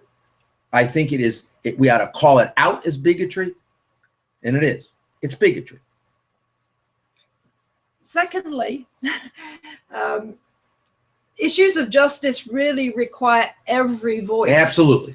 To chime in with whatever influence, energy, opportunity is available. Every social movement has drawn from all areas. Every successful social movement has drawn from disparate sources, disparate communities to latch onto idea and move forwards. And who's going to speak for the animals if we're deciding who is a valid voice and who isn't? This is the movement more than any other, where our constituency are creatures who cannot hold us accountable for the way we're doing it. If we're speaking on behalf of animals because they don't have a voice in our society, yes, they have a voice and they express themselves, but they don't have a voice that we have to listen to right now, except to the extent that our own ethics say, I'm hearing this is wrong, I need to listen to this situation that is presented by our use for animals. But we are required to speak on their behalf. We need every voice. Now, that doesn't mean that we don't listen to the other activists, the other people who are involved, and listen to their experience and approach everyone with an open, empathetic view. But we aren't necessarily speaking on behalf of animals.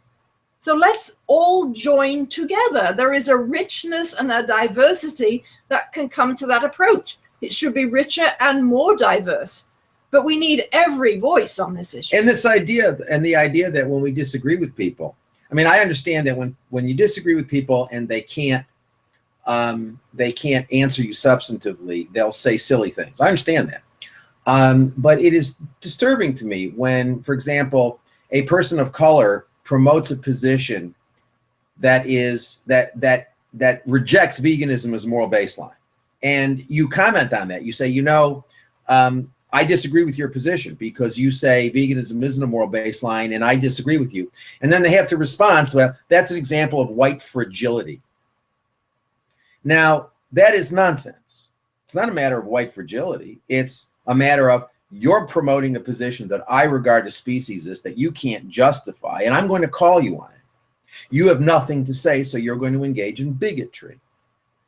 And so, I mean, we can have better discussions. Yeah, we need. Than this. We don't have discussion in the animal movement. If you disagree with welfarists, their response, you're divisive, you're purist. They don't engage you substantively. If you engage other groups of people, it's, you say, well, I disagree with the fact that you're promoting some form of animal exploitation. Well, it's because you're a white person and it's white fragility. And, it's because you're a man and because you're mansplaining me. This is just incoherent gobbledygook. And it is not leading to anything good for animals at all. Right. Thank you very much. So next question is from Bryant. I don't care. Go ahead, Alan. Next question is from Bryant. I have a friend who thinks it's wrong to share her views on eating animals with other people. She thinks it's wrong to try and change anyone else. How do you respond? Oh my goodness. If you feel that way, I mean, what do you say when well, I guess to put that question another way, you have a friend who rejects moral analysis of any sort. My guess is she doesn't, or he doesn't.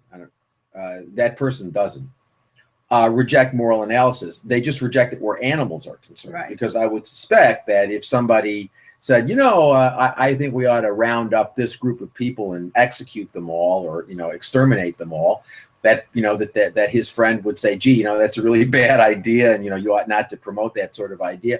It's just where animals are concerned. I mean, I don't.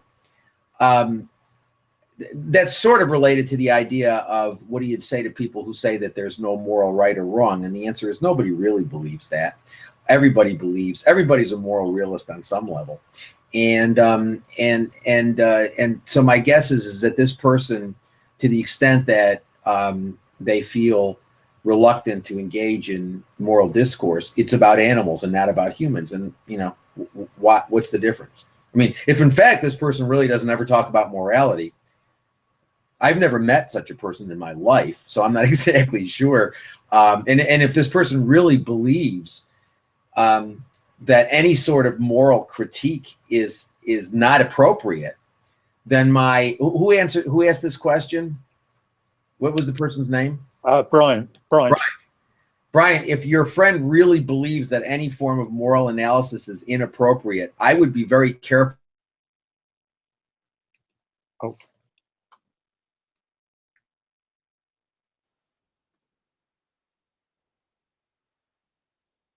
Moral analysis where animals are concerned, but not where humans are concerned. And that's just speciesist. I mean,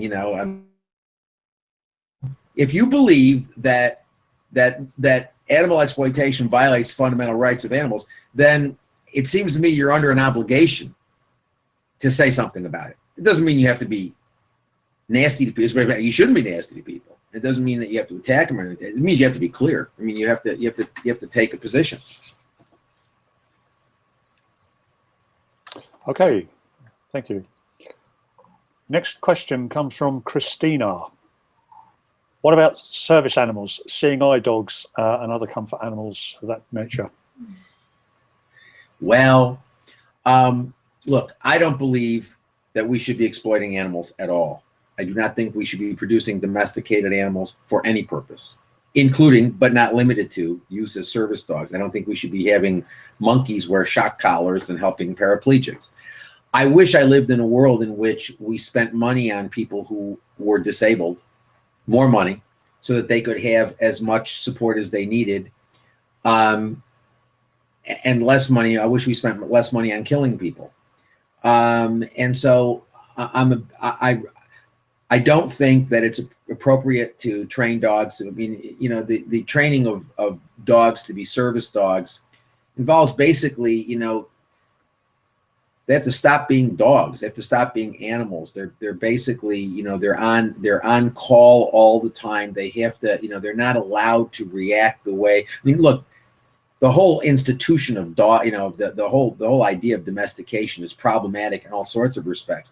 But using dogs as service animals or using monkeys as you know, as to help people who are paralyzed or whatever, I don't agree with it. Now, having said that, it's like I don't spend a whole lot of time focusing on this because, you know, the reality is that as long as people are eating them, that's why, I mean, I spend most of my time focused on eating.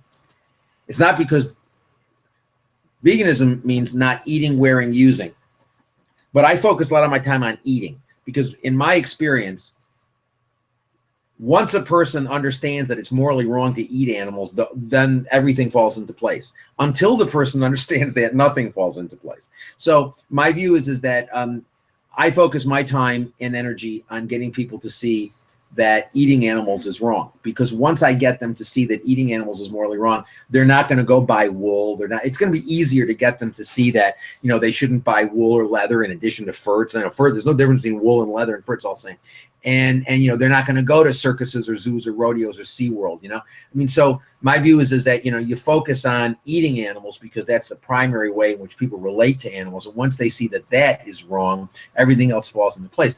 I don't spend a lot of time. As a matter of fact, I don't think I've ever given a talk about how we shouldn't have service animals. I don't think we should.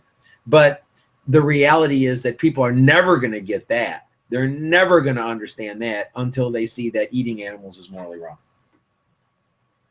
We're also really on the threshold of some technological advances which will be tremendously helpful and better, and a better substitute than a service animal.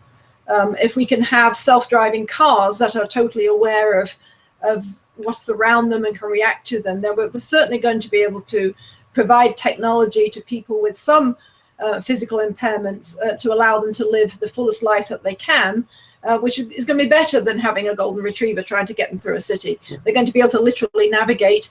And one of the main problems, having had many friends and acquaintances who have had, you know, trying to work in the workforce despite having some sort of physical impairment, you know, is transportation, making an access. There are so many things that could be tweaked at a relatively small cost to make such a big difference in people's lives if it was a priority. So we need to be pushing and supporting other people as they make that push so that technology can give people the fullest, richest, independent life that is available even now. Yeah, I mean, there's no doubt that there's a lot available now, but as Anna says, we're on the threshold of some really stunning changes that can really help people who are disabled lead, you know, do more things that they want to do, and communicate better and get around better, etc. And so, you know, but it's going to require resources. And my view is, hey, let's spend those resources. Let's spend more resources on helping people than killing people. I think that's a good. I think that's a good general rule. Helping them is better than killing them. But no, I'm opposed to service animals. I think it's wrong. I mean, Okay, thank you. So, a question from Samantha. If the law is to eventually realise animals as legal persons, in that they will no longer be treated as property, how do you foresee this materialising? Do you think legal reform will begin with the judiciary or the legislature? I think you need, in order for any for any legal thing to work, you need a substantial number of people. You need a big vegan movement. You need a big ethical vegan movement of people who reject the use of animals as property. And then I think, as I said before, I don't really think it's a question of what rights they have. It's a question of they have a right not to be exploited. We have an obligation not to bring them into existence in the first place.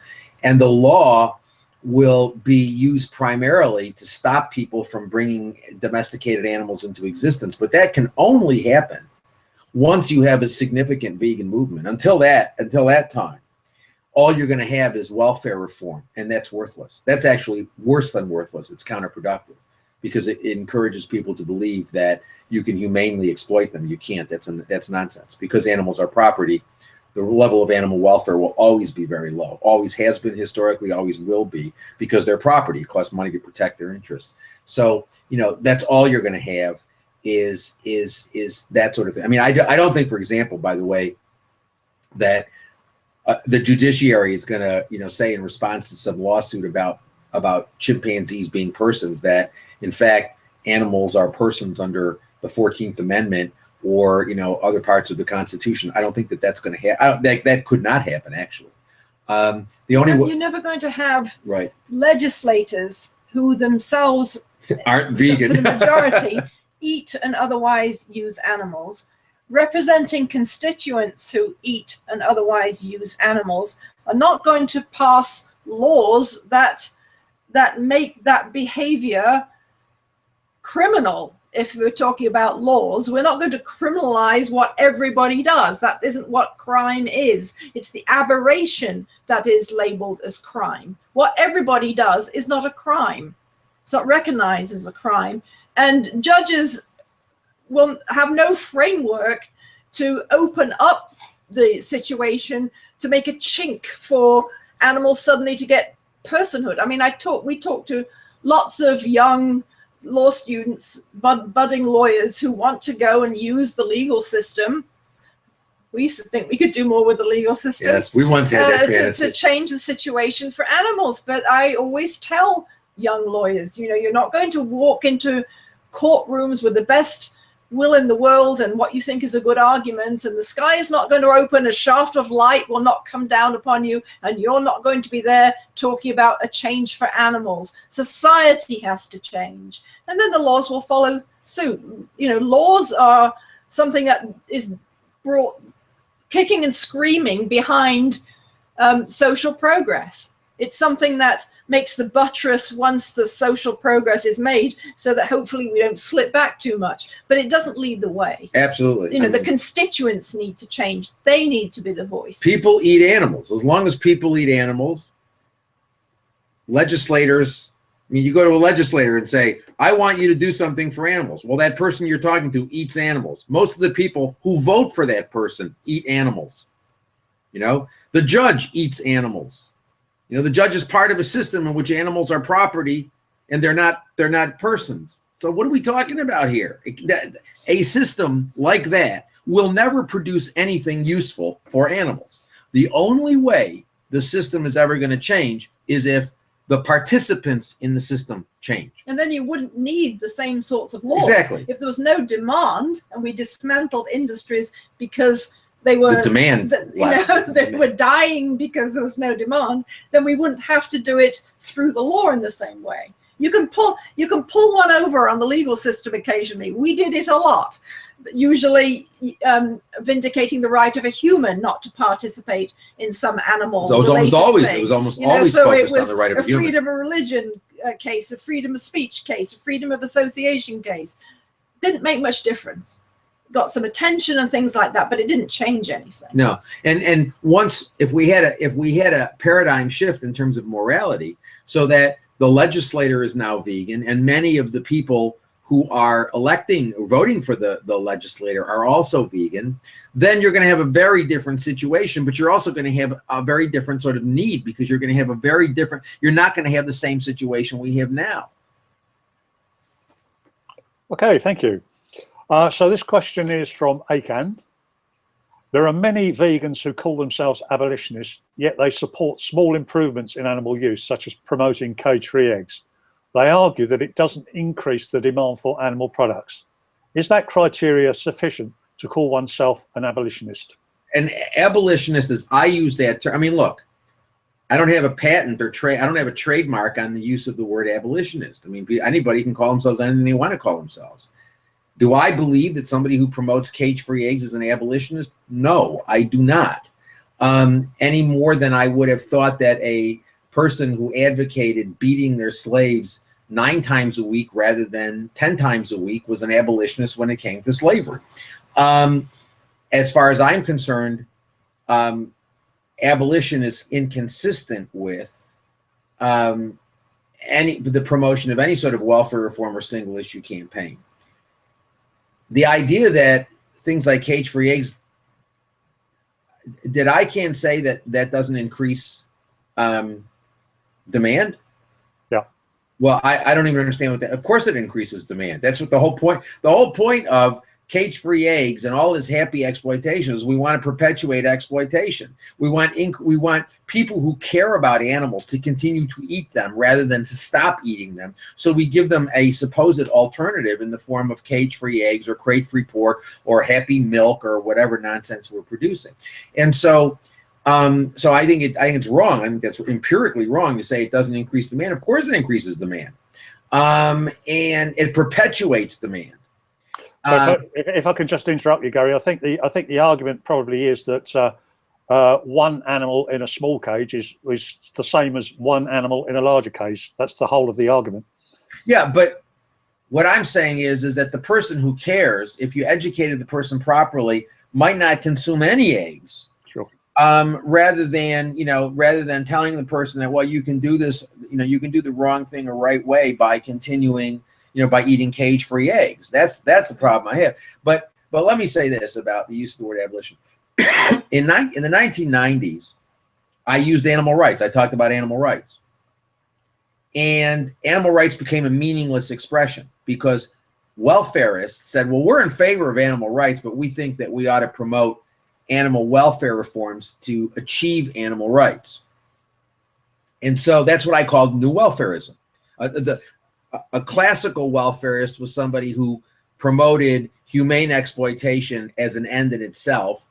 A new welfarist was somebody who promoted welfare reforms and supposedly more humane exploitation as a means to the end of ending animal exploitation or significantly reducing it.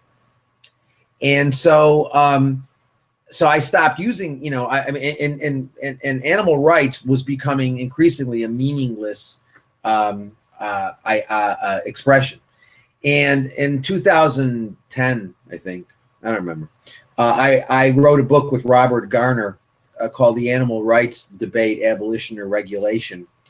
And I started off by commenting about the fact that a major American veal producer talked about how much he cared about animal rights. And when you have veal producers or institutional users of any sort talking about animal rights, animal rights has become a meaningless expression. And so I have to tell you, when I mentioned before about Randy Sandberg helping me to set up the Abolitionist Approach website in 2005, what happened was when Randy called, he said, what are we going to call the website? And I said, I don't know. Let's call it the Abolitionist Approach because the key idea of our rights movement is abolition. You want to abolish the exploitation. And so I'm now focused on abolition, but really what I'm talking about is the same thing I was talking about in 1992. Basically my views haven't changed all that much. I'm still talking about abolition. I was talking about abolition then, I'm talking about abolition now. It's just I don't use, I talk about animal rights, but I talk about animal rights as being focused primarily on abolition because to me that is the essential idea. That's the key idea. The real base idea in an animal rights movement is abolition. And so, you know, just as animal rights has become meaningless because the welfarists have appropriated it, now welfarists who promote cage-free eggs or who promote other rejections of veganism as a moral baseline or a moral imperative, those people are using abolition. I'll have to come up with something else in another 10 years. I'll come up with another word. And then they'll spend, you know, they'll spend a decade appropriating that. What I find is really interesting is that just as the welfarists had to appropriate animal rights because they realized that animal rights was threatening animal welfare, now you have the welfarists and the supposed so-called intersectionalists all trying to appropriate abolition because they realize that abolitionism is inconsistent with the speciesist views that they're promoting. So they have to appropriate it. So they're trying to appropriate it and make it consistent with their speciesist position. But, you know, look, it was animal rights in the 90s. Now it's abolition. Who knows what it'll be in another few years? We'll come up with something else. But basically it's the same, you know. But I wouldn't call those people abolitionists. I mean, I see people calling themselves abolitionists all the time who are not abolitionists, and my view is, well, it's grand. I mean, in one sense, it's irritating. In another sense, it's fantastic because what it means is they recognize that your paradigm threatens what they're trying to do. So they're trying to appropriate it. Let it happen.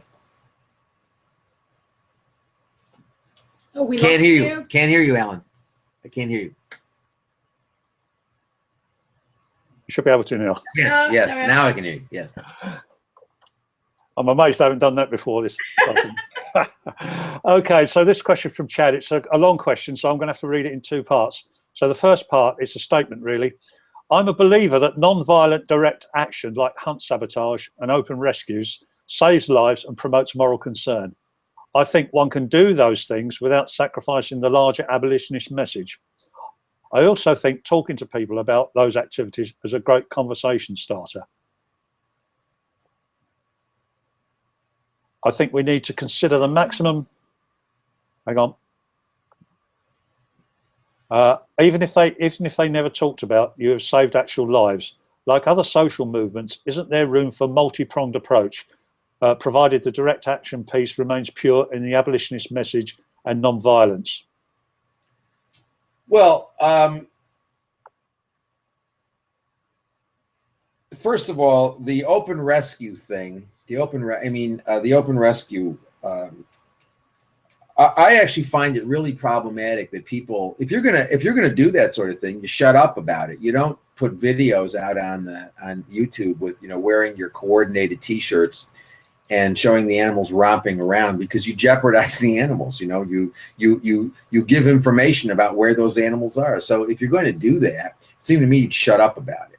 And I think a lot of this direct action is a lot of the direct action I have seen recently, for example, is really very, very much focused on promoting particular organizations and promoting donations to particular organizations. And I don't agree with that. I think that's a very bad idea. You can save animals, but I mean, there's zillions of animals being killed in shelters. How about rescuing some of those? You know, I mean, it's not as amenable to fundraising, but how about rescuing some of the many, many animals who are going to be killed in shelters today? And I mean, as far as rescues provide, you know, raising consciousness, I disagree with that. People know what's going on in factory farms. They know what's going on in farms. They know what's going on in slaughterhouses. I mean, the idea that you need to do open rescues to educate people about that is nonsense. As an empirical proposition, it's simply wrong. And I would also say one of the main groups that's doing the direct action open rescue things now is a group that basically says we reject veganism as moral baseline. So talk about confusion. I think it's considerable.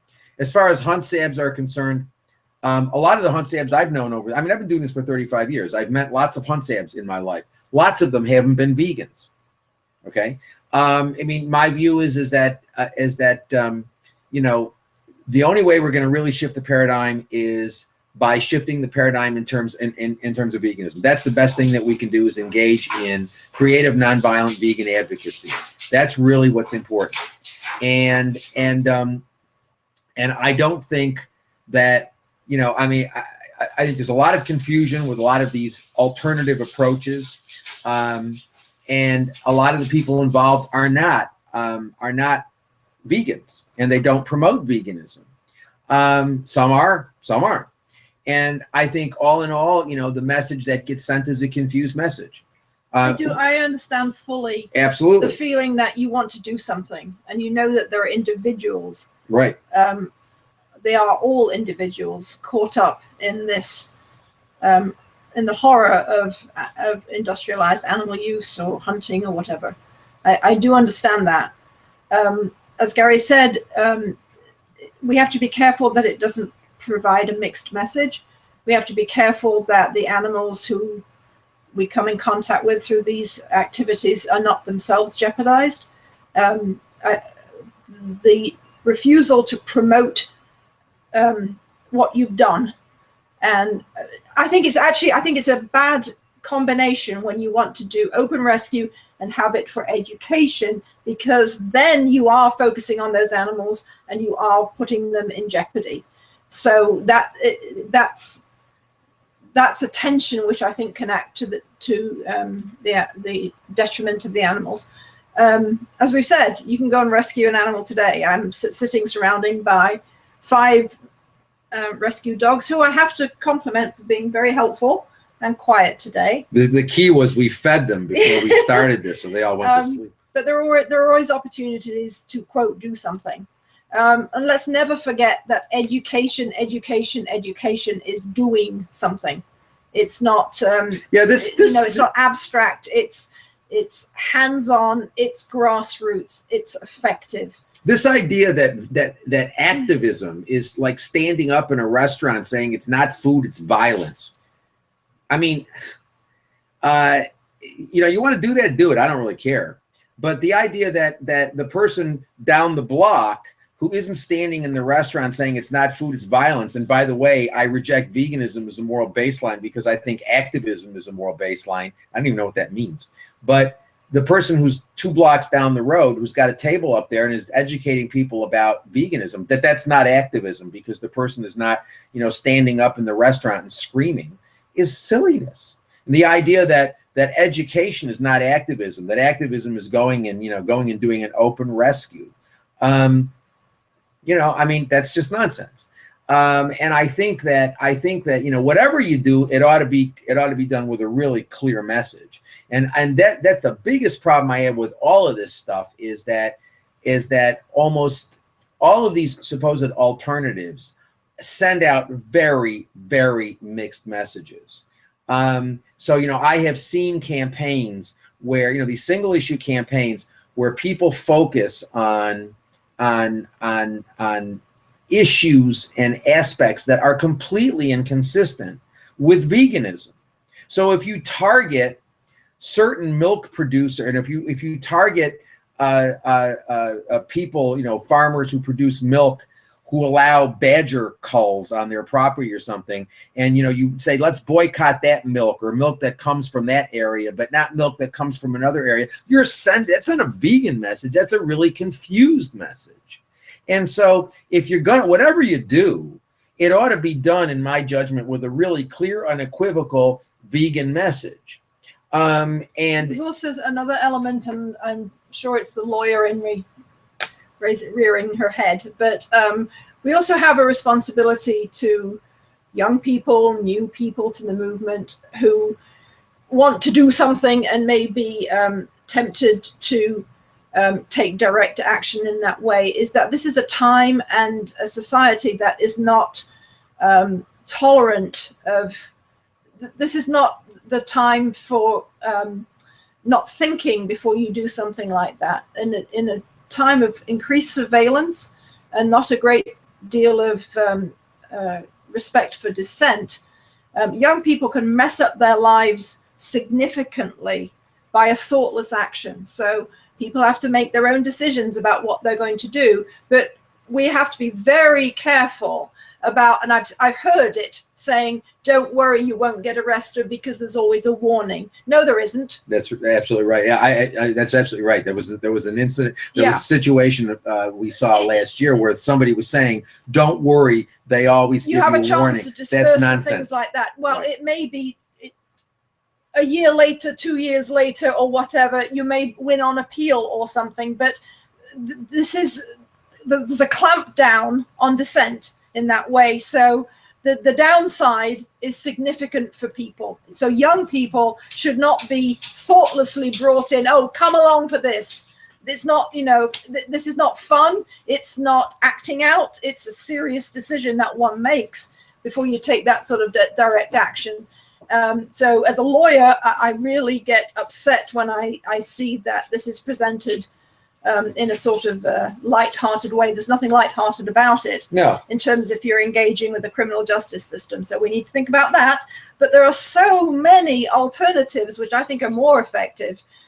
They may not be as exciting. They may not be as much fun. They may not involve coordinated T-shirts. But educate, educate, educate, and we'll get this world changing for animals. Okay, great. Well, 2 hours has absolutely flown by. So sadly, this will be the last question. And it comes from Rich. Do you have any optimism for success someday of the animal rights movement? Absolutely. Absolutely. You have to keep doing this. Why do we keep doing this? Why do you keep doing this, Alan, after all these years? Absolutely. We believe that it can change. We see that it can change. And if everyone today goes out and makes their best effort to make one person more aware of these issues and bring them into the vegan camp, and that person themselves goes and does it, by this power of numbers, we can make a big difference. This isn't pie in the sky. This isn't wishful thinking. It's doable. It really is doable through educated people willing to extend themselves, willing to engage their communities, willing to see that face, but realize that what we feel for this animal is what we should feel for all animals who are presently enmeshed in food production. It can change. It can really change. Absolutely. You have to be optimistic. I mean, one of the things that's sad is there are lots of people who really care about animals. Mm-hmm. And it's sad for us to see that this happy exploitation thing has become so pervasive, where you're constantly seeing, advertisements for humanely produced meat and humanely produced eggs, and because what that's and it's coming from animal people. I mean, the whole happy exploitation movement has been brought to us by animal advocates, with Peter Singer right there in the lead. I mean, he's been the sort of the intellectual leader of that movement, the happy exploitation movement. As long as it reduces suffering, it's a good thing. Well, that basically means everything is a good thing, and everything satisfies our moral obligations to animals, and nothing requires that we go vegan. And it tamps down our moral concern. Right. Everyone it channels our moral concern. Everyone, but also suppresses it, because we're told we're doing something good. We're told we're doing enough. We're told it's all that can be expected of us, because we don't have that moral fortitude to really act on what we know is the right thing to do. So there's all sorts of people listening today. I hope I've enjoyed the exchange. I hope other people have found it useful. We all need to go out with the courage of our convictions and go and make a difference in the world. And I'm hoping that people will send us feedback, because the people who have not done one-on-one grassroots vegan education, now is the time to get prepared, go and do it, try it. Tell us what response you have. I think you're going to be very, very encouraged, as other people have been, about the number of people, the variety of people who will respond to you. You can help them. You can send them to the How Do I Go Vegan website. You can carry little cards. I know a lot of people do, like a little business card, so that people have follow-up information with the Abolitionist Approach website. with the How Do I Go Vegan website. I'm looking for one of my How Do I Go Vegan pens. I don't have any. Our good friend Vanda sent us How Do I Go Vegan pens. We use them all the time. We leave them places. There are all sorts of things that you can do to keep the animal issue on people's minds and be supportive of people as they make that change in their own lives. Absolutely. And I think, let us know what you feel. I mean, we're working on a new book now about abolitionist vegan advocacy. And we're overwhelmed. Like it has to be a manageable book. It can't be 3 million pages long. And it's like we've got so much we could say that it sort of becomes hard to know what you put in and what you leave out because you want it to be a manageable presentation. And there's this, there's so much that we can do. And remember something: if everybody who is vegan now educates one person, in the next year to be vegan, just one. In the next year to be vegan, and we all do that every single year, the whole world will be vegan like in 15 or 17 years or whatever. And so the power of one, it's really important. I mean, if all you do is educate one other person, if everybody does that, we would have a vegan world. So I think it is important. We've got to, unfortunately, we're not only trying to educate people about how veganism is the only rational response to the recognition that animals are morally significant, but we're having to deal with the fact that there is a corporate movement out there that has a vested financial interest in selling the idea that there's a right way to do the wrong thing, so that we can buy cage-free eggs and crate-free pork and reduce sectarianism and all of this nonsense. We've got to fight against that as well. Because in many ways, that is, as Anna says, tamping down moral concern. Because basically people say, well, I can do a whole lot less and satisfy my moral obligations to animals. I mean, Peter Singer, the founder of the animal rights movement, which is actually a misdescription.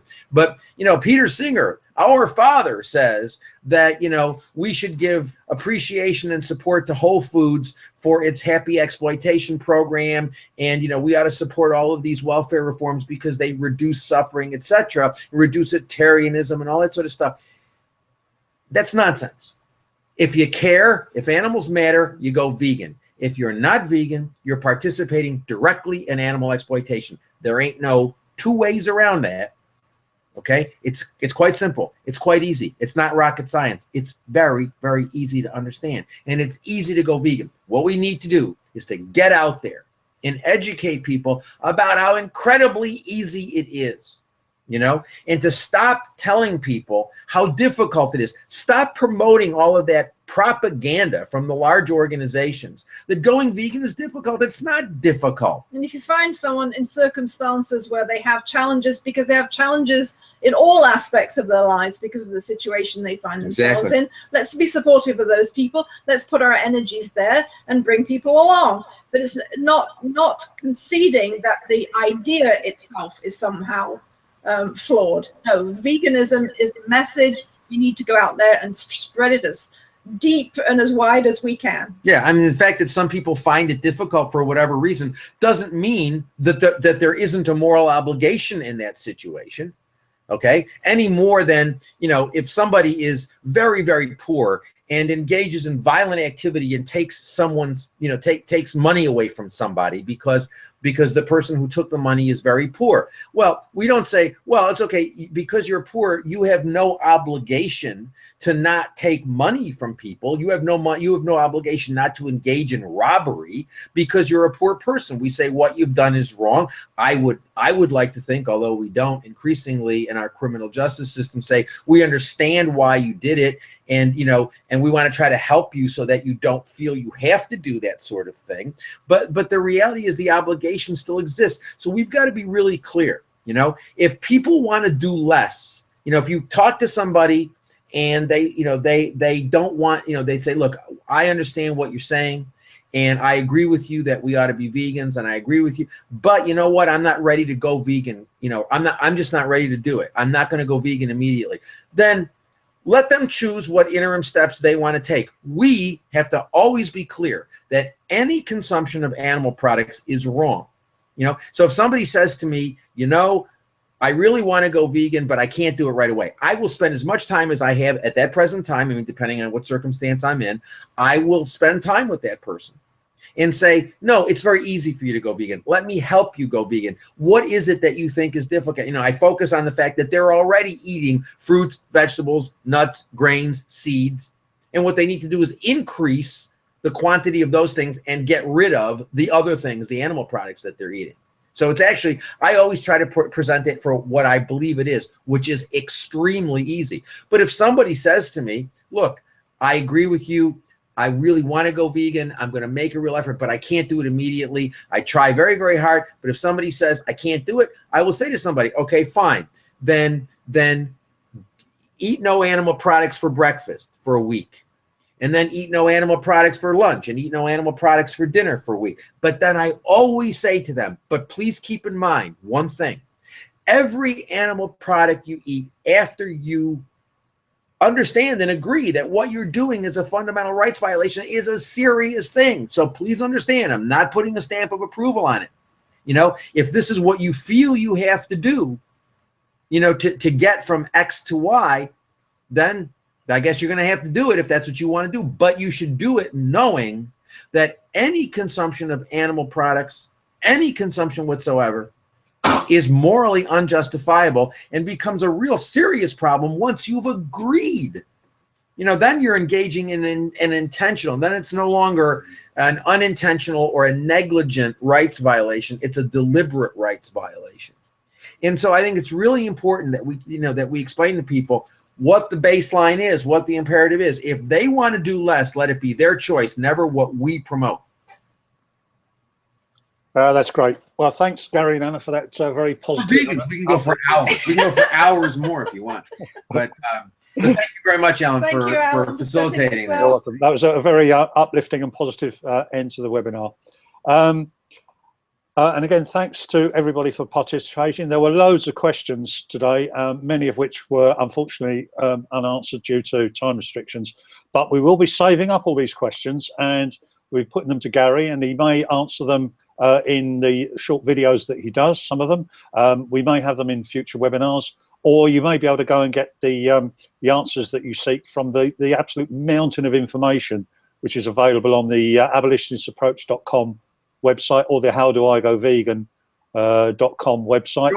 Join us on the Facebook page. What's it? It's the abolition. What's it called? It's called Gary Francione on the Abolitionist Approach to Animal Rights. Come to the page, you know, and discuss things. I mean, I'm happy if people want to disagree. That's fine. What I do not allow on the page is I don't allow people to come to the page and promote speciesist positions. If you want to engage, if you want to disagree. But if you want to promote, if you want to come on the page and tell me that reducitarianism is a great thing and you don't really care, and if I disagree with it, I'm just being an elitist, evil person or whatever, which is, you know, which I got like, you know, yesterday, I find it so puzzling, you know, that people say promoting veganism is elitist. There is nothing more elitist than promoting the exploitation of the most vulnerable creatures on the planet. There is nothing more elitist than non-veganism. But, you know, the world we live in, white is black, black is white. So people say, well, you're promoting veganism. You're promoting, you know, non-exploiting animals. Therefore, you must be elitist. Please. But, you know, so I'm happy to have people come in and you know, agree and disagree or whatever and talk, but come to the page. Get a big hook and take you off. No, that's not right. That's when you get the that boxing glove on a spring comes out from the side. All right. Goodbye. No, stop. See you all soon. Okay. Bye. Cheers, Gary. Thank you. Bye. No, hang on a minute. Hang on. Oh, he's gone. Oh, well, Gary's disappeared a little bit too soon, but there we are. So, as I say, thanks to everybody for participating. I also want to thank our wonderful team of moderators who've been beavering away furiously in the background. That's Francis, Carter, Tracy, and Jenny. Okay, and as I say, thanks to all of you. There will be a video recording of this, which will be placed on Gary's YouTube channel. As registrants to this webinar, you will receive an email notification when it's available. So don't worry, it's usually about a couple of days. Okay, so thanks again. To all those of you watching who aren't vegan, please go vegan. You know it's the morally right thing to do. So we expect to see the vegan army swell by a goodly number after this webinar. So there we are. Thanks again. Goodbye from me. Have a good day.